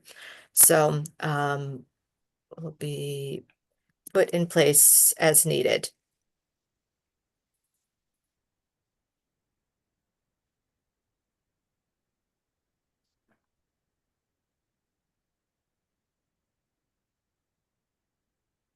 Okay, because it's not, this is the first time that we've had a project that we wanted to allocate toward the affordable side of a blended project. So the one special condition is that they agree to execute and record a perpetual preservation restriction on the Elijah Walker House. So that's been a standard condition for historic preservation projects on non-city owned property for all of the projects in the past. and opening the scenario again. So the explanation for the amount going toward historic preservation versus budgeted reserve is that the 91,000 will empty the remainder of the available historic preservation funds, leaving 303,000 that's needed to award the entire amount. And out of the, I thought I had it somewhere on here, but in the application materials, I think that that's in the folder that I gave you.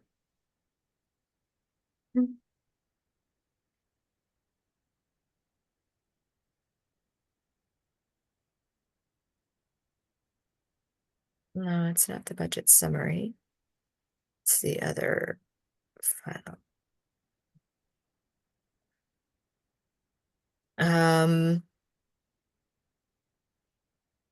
Oh, I gave you the wrong, oh, maybe it was in the budget. Maybe the budget includes both. Okay, this is what I was looking for. So I highlighted the expenses in the budget that are either underground, structural improvements, or the contingency. And those add up to 136,508. And leaving the remainder of the project, 258,492 would be counted as historic preservation. And the 136,508 would be counted as historic preservation. And where this matters is that if they come under budget, up to 136,508 would be returned to the affordable housing bucket rather than the historic preservation bucket. And the other thing that matters, as I noted, is that the historic preservation, the affordable housing portion would make them eligible to count this project as having created the affordable units using CPA funds, which would make it potentially eligible in the future for broadening the uses of CPA funds in the project.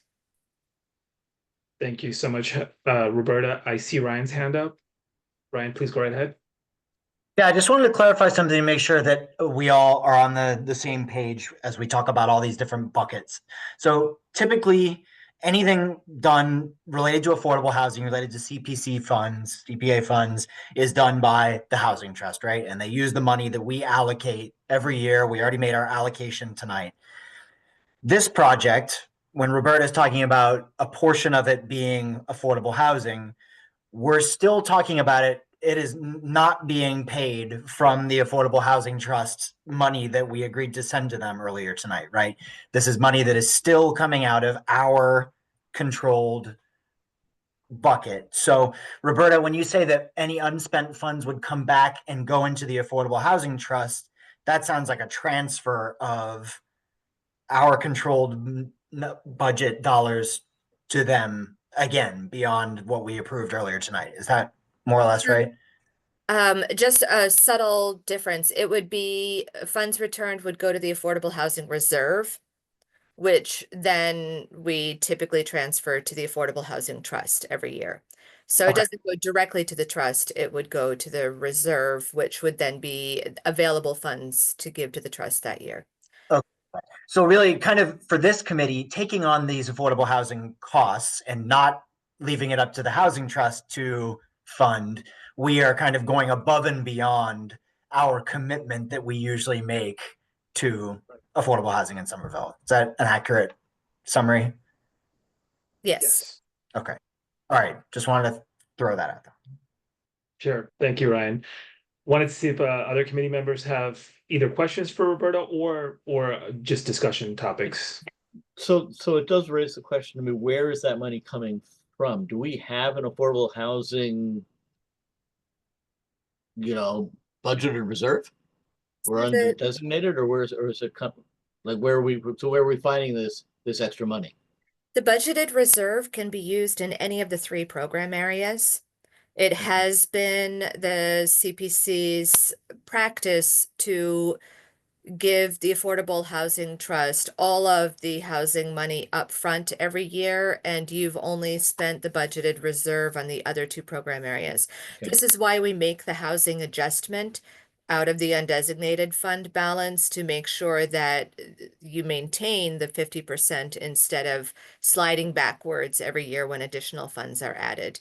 But the budgeted reserve and the undesignated fund balance are both technically available to all 3 program areas. Thank you, David. Heather, I see your hand up. Please go right ahead. So our options are, to take it out of the budgeted reserve as affordable housing, or we could take it out of that. We could go back to the measure we voted on earlier this evening, and instead of transferring that over, we could use that money, that correction money, to award that towards the affordable housing portion of this project.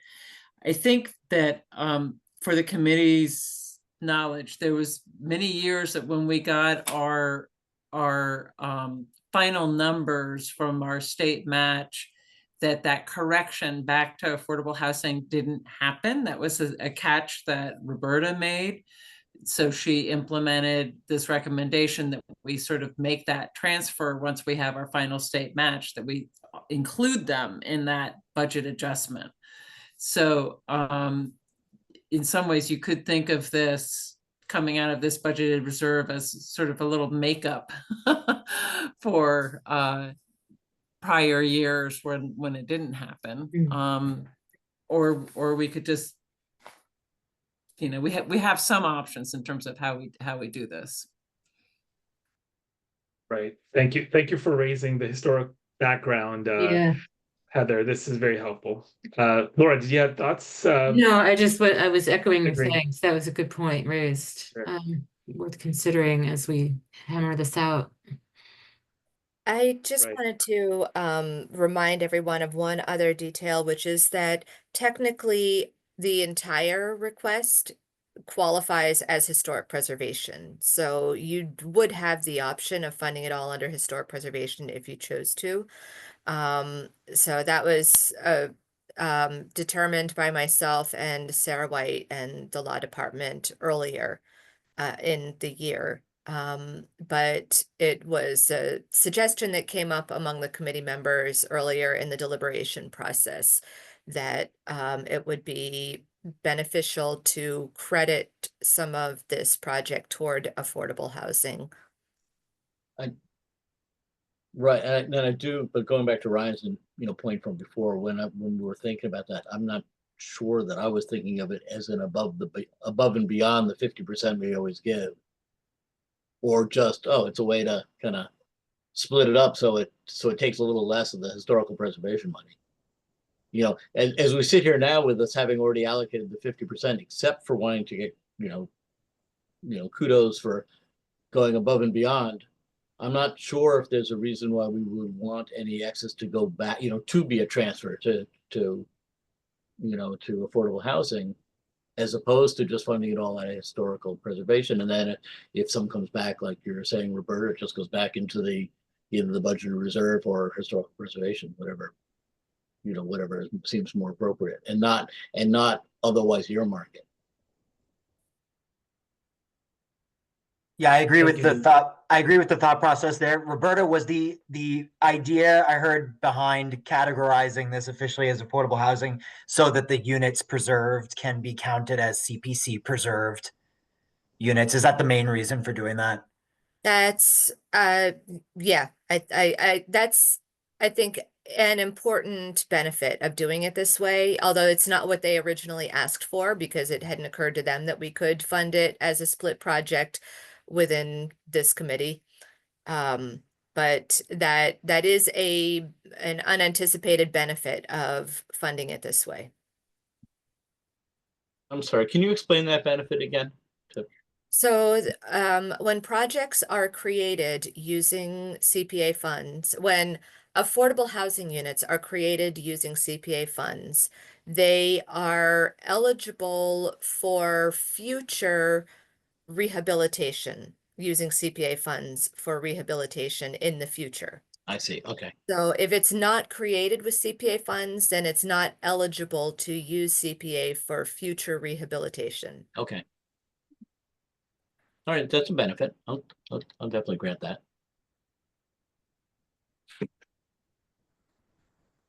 So thank you, David and Ryan, and of course Roberta for clarifying. So based on what I'm hearing, it appears that after the discussion that we've had, the allocation between historic preservation and affordable housing seems to be reasonable with the benefits of the restriction that the affordability restriction that Roberta has mentioned. Wanted to see if anyone else has any thoughts. Otherwise, I would just welcome someone to make a motion to approve this. I have a thought that's more about their contingency and their escalation. Sure. This is one project where I'm tempted to peel back a little bit of money from their request, because the 72,508 is more than 15% of the grant total, and they have escalation on top of that, which is kind of like a double dip in contingency. So I mean, some, like the veterans, that's their entire grant right there, the 18,125. So I feel that it's overly conservative. Understood, Heather. Thank you for raising that. Roberta, I wanted to get your thoughts in terms of the contingency plus the escalation. I do agree with Heather that it seems like there is it appears to be double dipping going on, but are we missing something, or is there something that we may not be considering here, or are things as they appear? So I might defer to people with affordable housing development experience in determining the budget. I myself would trust the estimates that the applicant put together for what they think that it's going to cost. Right. So the I'm sorry. 15% of 395 would be 59,250, and that's the 395. So that already includes the escalation and the contingency in it. So we don't have a subtotal that they based the 72,508 on. But it is definitely more than 10% and more than 15%. Right. So Roberta, thank you, Heather.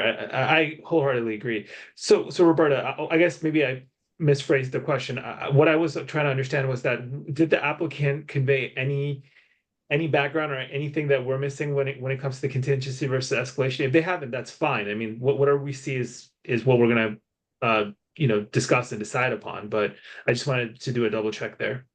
I don't have any Well, more information. I asked them during our earlier meeting, and they said it was based on the overall project cost, but I feel like it should be based on the grant, on the historic preservation grant, not on the overall project cost. Right. It is different. Thank you, Heather. That's helpful. Ryan, did you have any thoughts as potentially our resident expert? I don't know about that, but I do want to know. So the 72,508 they have in contingency, that's exactly 25% of the $290,000 subtotal that's above. So I'm guessing that's how they mathed into that. So I would be comfortable reducing or removing that contingency. Usually if I have a project budget, I'm not applying contingencies to every source that I apply to. I have a contingency at the bottom line, but everything kind of stacks up, towards that as I acquire more sources. So this is not how I personally would have shown it if I were applying, that doesn't mean that it's wrong the way that they've done it. I think the fact that it's a 25% contingency does overstep the guidance. I know this sheet says 10% maximum contingency, and somewhere else, I think we discussed last month, we showed 15%. We should hold them to the higher of the two. Sure. But yeah, I am in favor of this application, but I, like other folks have noted, I would be in favor of reducing the funding that we give here. Just because it sounds like there's other sources and I can't quite tie out what we've been presented here. Thank you. Well, Thank you, Ryan. and similar, I appreciate that, and I think I would agree with folks that are, talking about reducing the contingency to 15%, of the 290 instead of the 25%. The escalation, that's also, I'm not sure what percent that is of 290. I guess that's about 10%. No, 5% of 290 maybe. I'm not sure what that is. Yeah, I'm not sure where that, but would you normally want to see both the contingency and an escalation, or is the escalation presumed incorporated in the contingency? Right. So Roberta, I see you doing calculations. Is that 6% to David's point? Yes. All right, 2-year construction period, 3% a year, relatively standard, I guess, if you're going to do an inflation factor. I don't know if that's our business to have to pay for an inflation factor, but I'm not necessarily against it. Yeah, I would be in favor of approving this with the contingency reduced to 15% of the subtotal up there. And I can live with the escalation. So the decrease would only be something 30,000 if I were to get. So maybe 365, just off the top of my head. Sounds good, Ryan. Any objection to what Ryan's proposing? I think I'm in favor of it. I think it sounds reasonable. I mean, if somebody were to argue against escalation, I would also be open to it. I think 15% contingency is absolutely spot on. I mean, we're still giving them the higher of the two amounts that have been featured in our documents.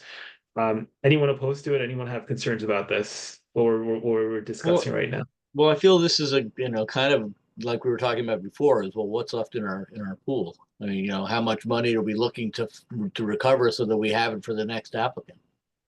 Right. So based on that, David, Roberta, I know you're doing a lot of calculations here. Could we just do a brief model out of, if we were to go with 15% contingency, leave the escalation as is, what the impact would be, the net impact would be?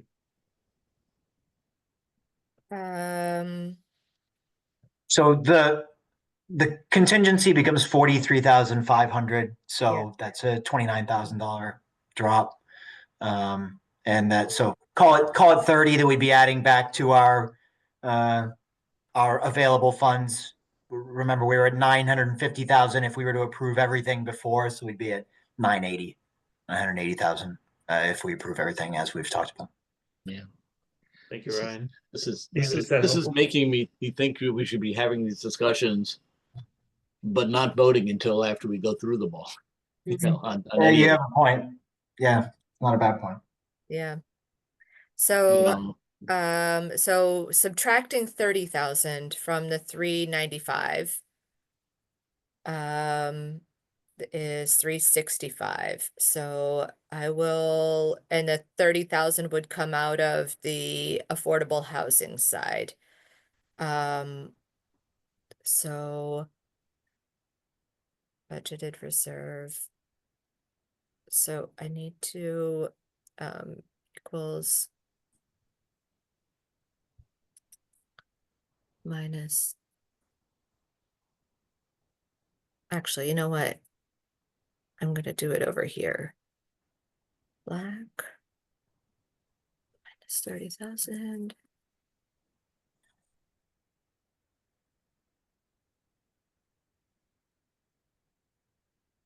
Okay.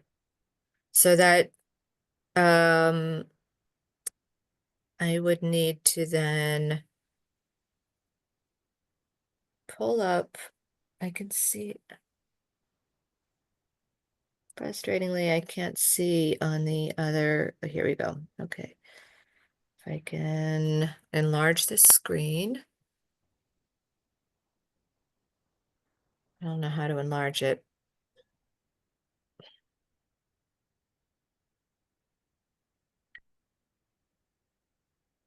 So maybe we can all work together and correct the numbers over here. 365, including 91,000, so that doesn't change, but this changes to 273. 373. 273, right? 273, yeah, I'm sorry, 273, 972. Right. 273, 972. 273, 972. 273, 972. From the budgeted reserve, the CPC further recommends blending, so that would be 106. And so I just want to make one more quick calculation. 106,508 as a part of 365 is 29%. Will be on at least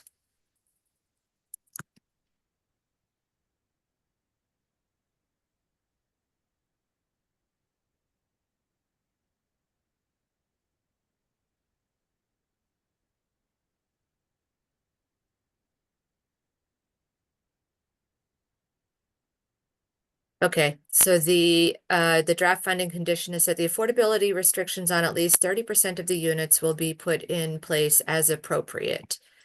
I don't know if there's better language that we can state to make sure that they follow the rules. Would assume that the housing trust has boilerplate language they put in their approvals. Yeah, in Since- coordination with the Affordable Housing Trust. Yeah, I think that would. Right.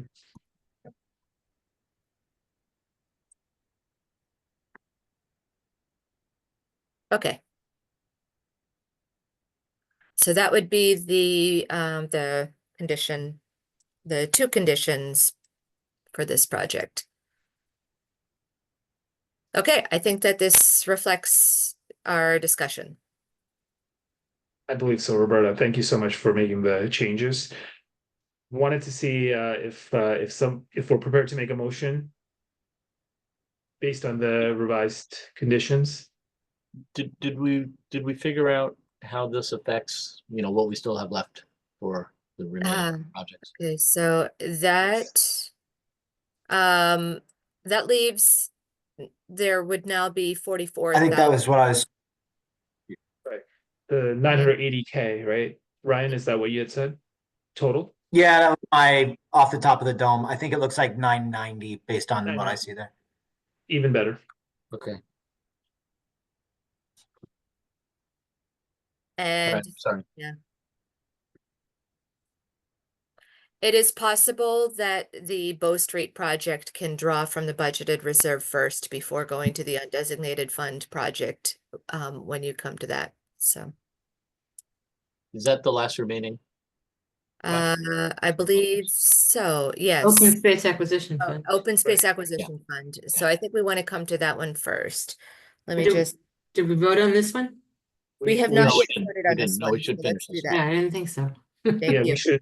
Would somebody be available to make a motion based on the revised understanding? Thing in progress.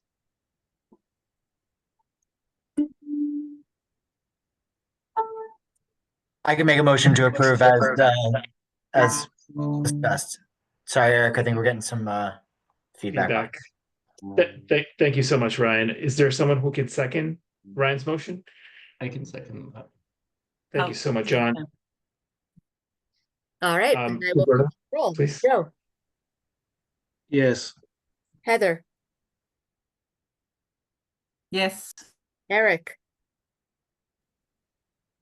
I just rejoined, so I guess I'll have to abstain to whatever you're voting on. um, you'll abstain?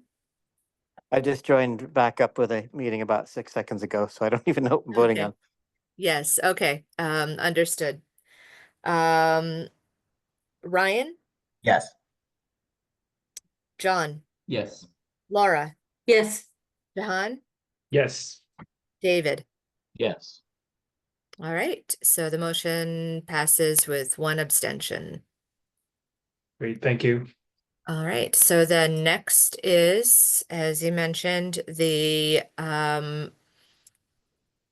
Open Space Acquisition Fund.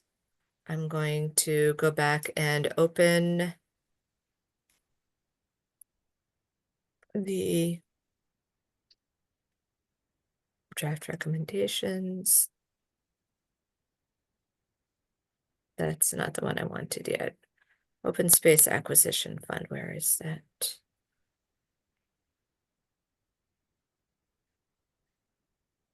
Okay, so the recommendation would be, and this is why I have not actually put any numbers into the draft recommendation, because committee members had very split feelings about the amount of funding for the Open Space Acquisition Fund. So the scenario shows the full 300,000 split between open space reserve and the budgeted reserve. Right. So Roberta, just a clarifying question, since we're deferring on the Quincy Street, I believe, the funding request till January. What are the impacts here? I mean, I know that this model assumes that the committee would be approving Quincy Street in full, the 500,000. Now, should in January the committee decide to approve a different amount, or if there's any different considerations, would there be any issues with us approving the balance that we're showing here for the open space recreation? No. Okay. Thank you. I think that's really helpful. So I want to open up the application to deliberation. I'd love to hear from committee members, their thoughts as well.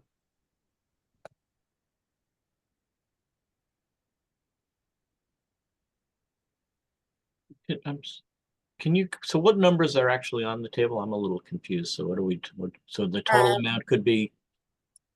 300,000 is the total requested. Yeah. And so the numbers that are in this scenario currently add up to 300,000. Okay. And is that and of that 25,000 is coming out of the budget reserve? Correct. And what does that leave in the budgeted reserve then? Still, it leaves the 299, so that. No, that leaves 44,000 leaves still in 44. the budgeted reserve.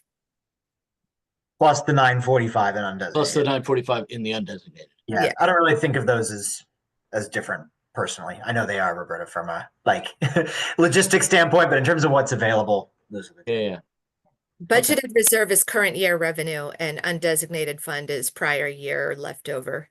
I gotcha.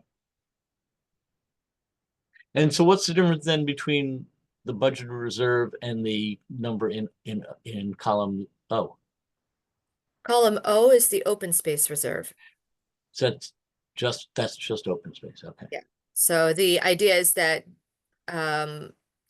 to create this scenario, I drew first from the program area reserve. Second, I drew from the budgeted reserve, and then third, I drew from the undesignated I fund. see. I understand. That makes sense.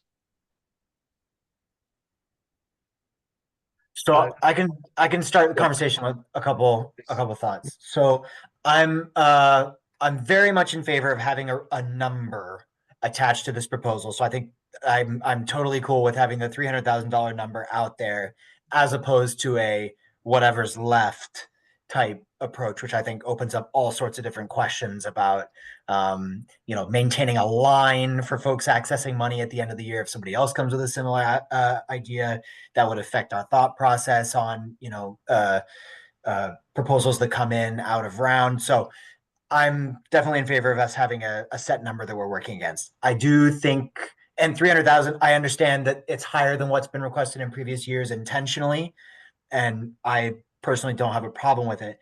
I would want to make sure that we put, or that we're deliberate about the timing conditions that we would put on an award for this, given that this is it would be going into a fund that I understand has not actually acquired anything to date. And I don't know if there are imminent plans to acquire something, but regardless, I want to make sure that the dollars that we allocate are action oriented and are not going to be sitting there for a year or 2 years or more, when we could have put it to use elsewhere. So I'll stop there. Generally very much in favor of this though. Thank you so much, Ryan. Are there other thoughts? I would echo a lot of what Ryan said there.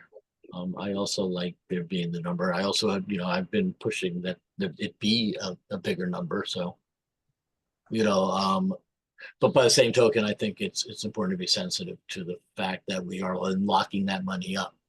Mm-hmm. And it can't be used for something else that might come up. But so I think that it's, that's a balancing game, and I think that but I think it's reasonable.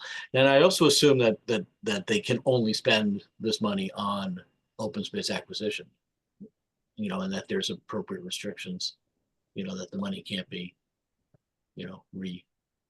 refunded because of, some emergency,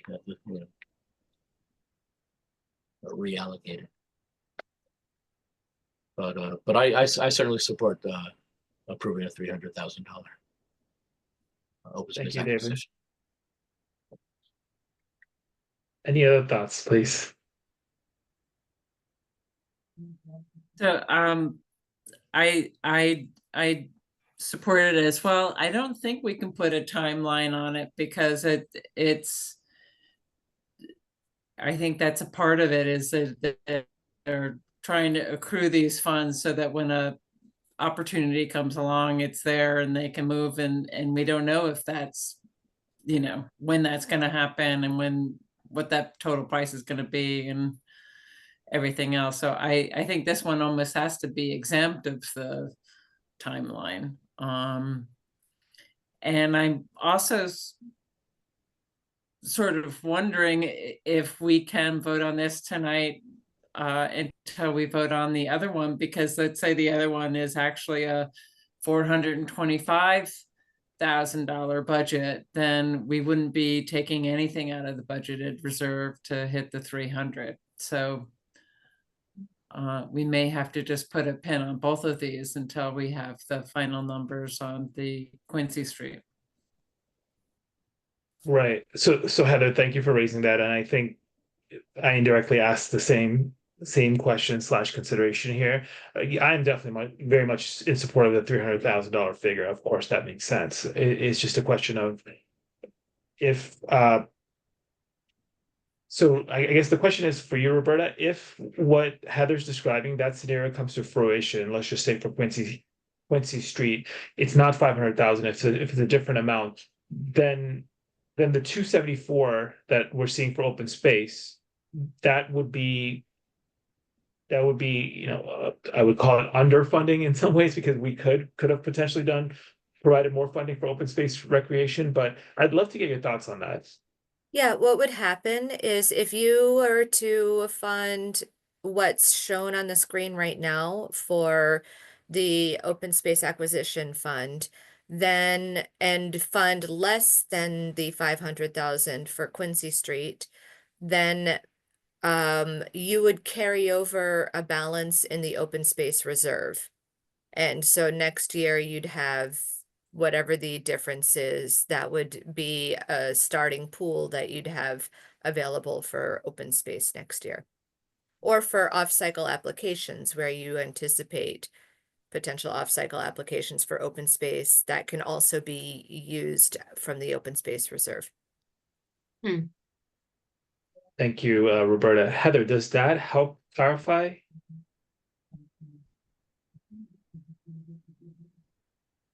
I guess it's a slightly different take on it. Are you recommending, Roberta, that you fund this with money from the budgeted reserve? Because if Quincy Street is less than 500, it stays in open space? Yes, so just to show an example of what would happen if this was 450,000, then this would be the remaining balance that you have in the open space reserve. And then if you receive an off-cycle application for open space, you can tap this before tapping the undesignated fund balance or tapping the budgeted reserve, you know, whatever funds are available.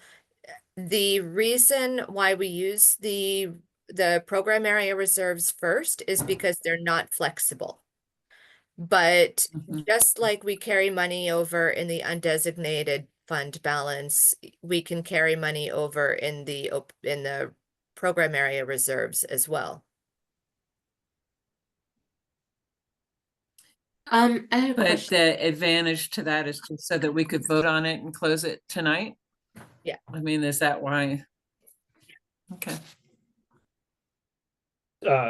Laura, I think you had a question as well. Please go right ahead.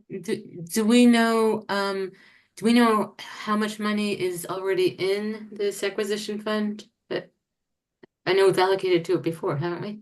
Yeah, right now we have 500,000 in the open space acquisition fund from 3 different tranches that have gone into it. Okay.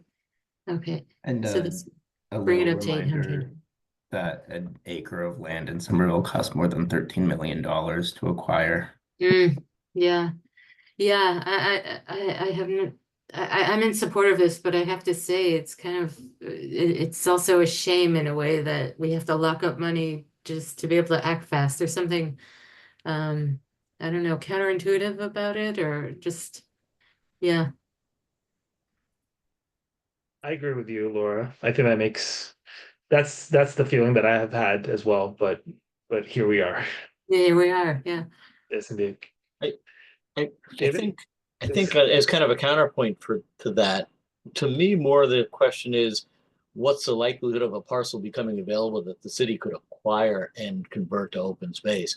And I think if that can happen, it's worth the effort to do that, and even if that means locking the money up for exactly that purpose, because otherwise all of our open space and recreation money is just going to facelifting existing spaces.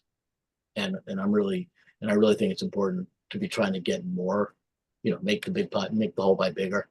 But I do think that it's a reasonable question. Is how likelihood is it that this is ever going to be able to, or would, buy a parcel. The main benefit I feel this program does is allows us to act quickly. Right. If something goes on the market, we can act very quickly to give an offer, knowing how much money we have kind of in the bank, and not having to come to the CPC to ask for some allotment of money to then acquire something. So I think that was kind of the reasoning of why the acquisition fund was created, so that we could kind of act very quickly in a very competitive market. I hope we're getting a good interest rate as a city on all this money being locked up somewhere. Is there ever a potential for us to get it back? Could the city council could vote to release it, or what would be involved in that? That is a really good question.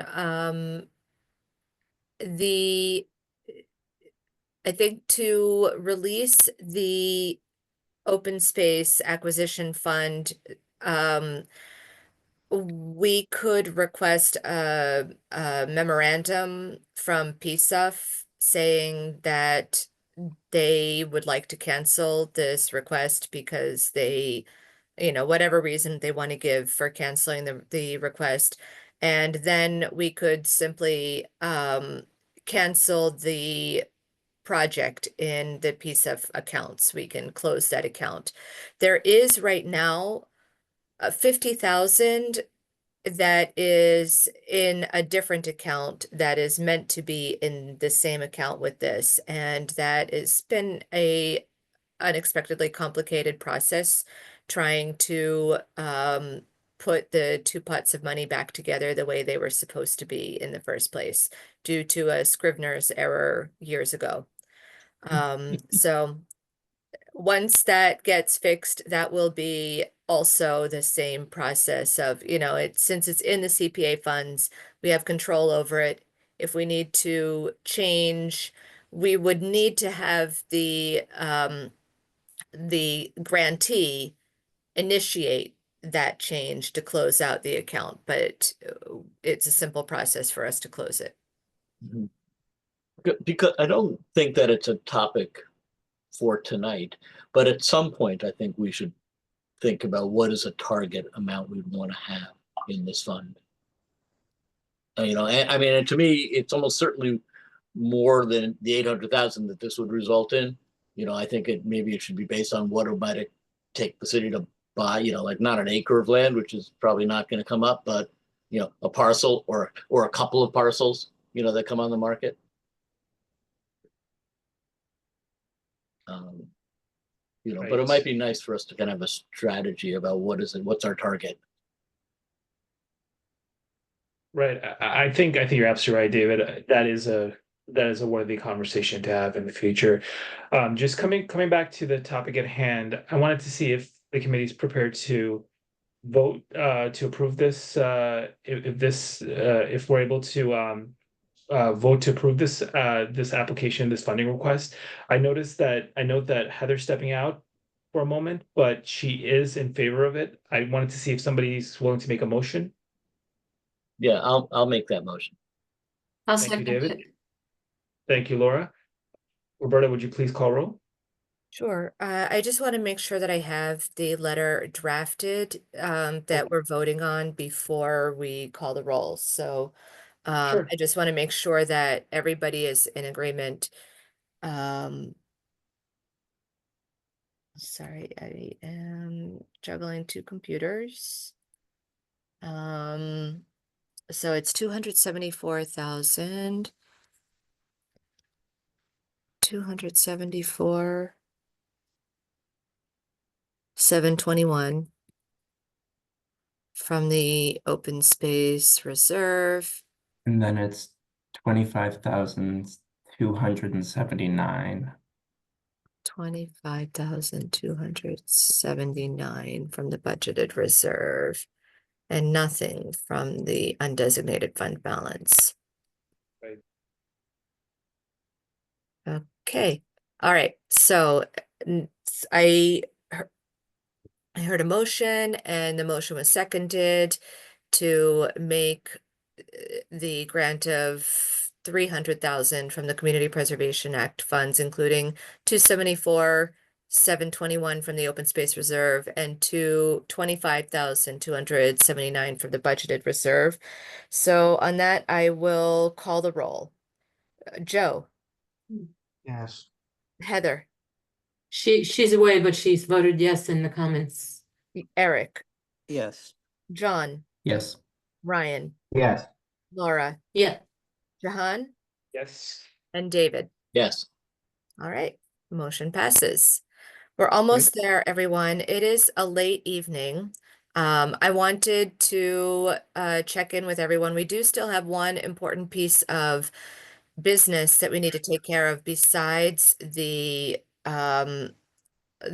recommendations for this funding round, which is to elect an officer for Right. officers for next year. Would you like to continue with the Bow Street project deliberation? That's the final remaining one right now, or would you like to hold off on that and come back to that in January? So Roberta, if I may make a few recommendations here, I would say that it's important to have officers elected. So I would opt for the nomination and election of officers, with the Bow Street project being deferred to January. However, I also want to hear from my fellow committee members as well.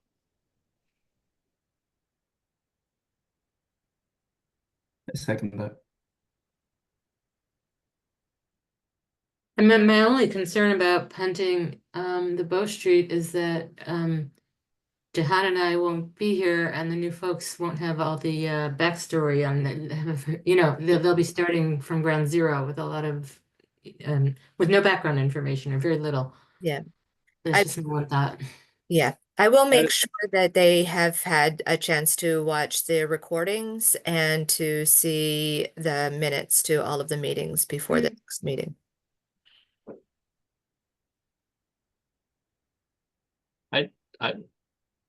Well, I guess our departing members have both kind of expressed their views, which I think should weigh,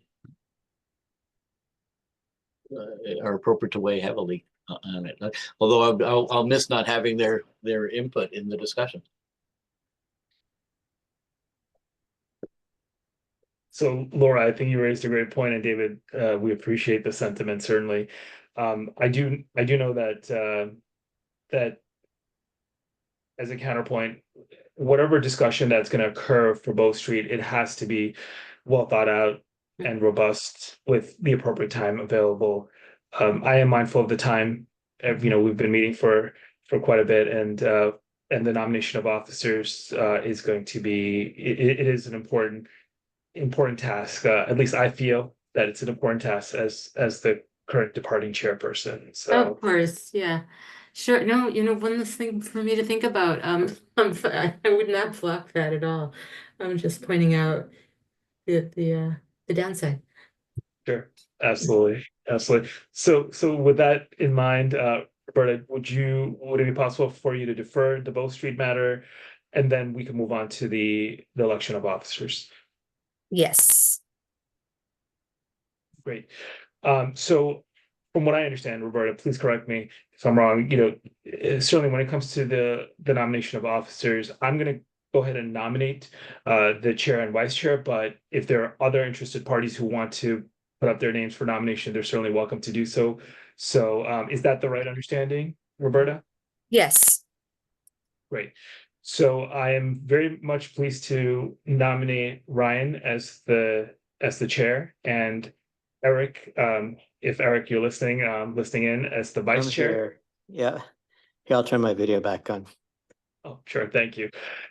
So those are the nominations that I'm presenting to this committee. However, if there are other committee members who have a strong interest or desire to be considered for chair or vice chair, please feel free to share your interest.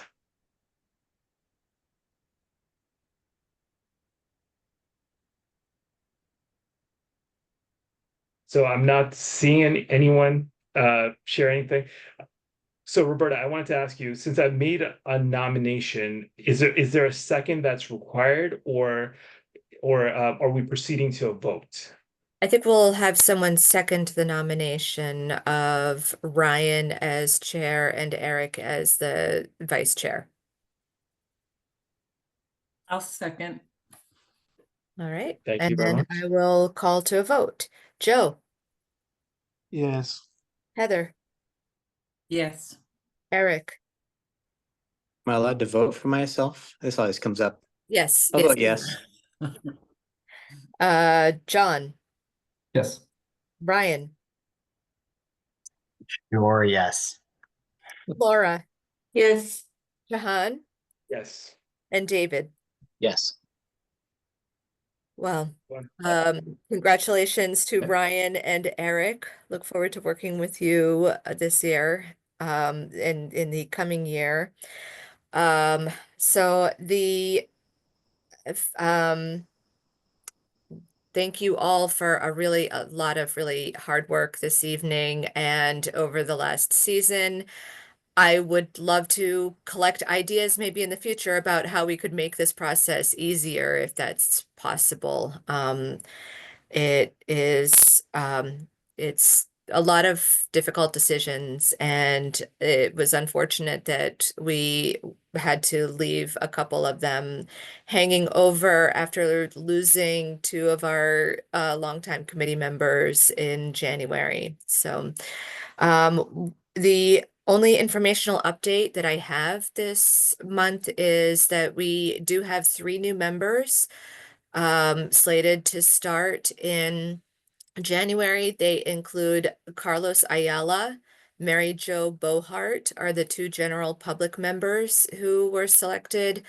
And the planning board representative will be Michael McNally.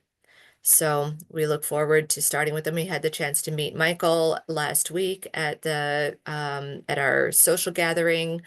And we look forward to starting with all 3 of them next month. And I think that covers all of our business this evening.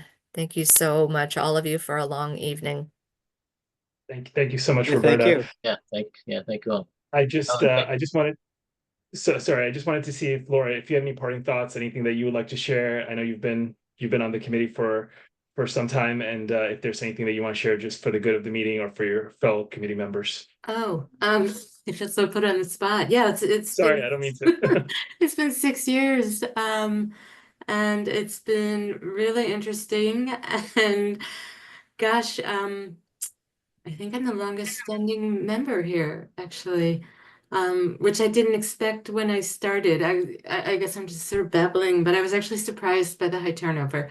But it's been a pleasure to work with y'all. And I feel like I learned a lot. I joined it because interest in open space and affordable housing. That's my professional background way back was affordable housing. So I got a lot out of it, and y'all, it's been a pleasure to work with y'all. It's a nice group, and that's all I can come up with on the spot.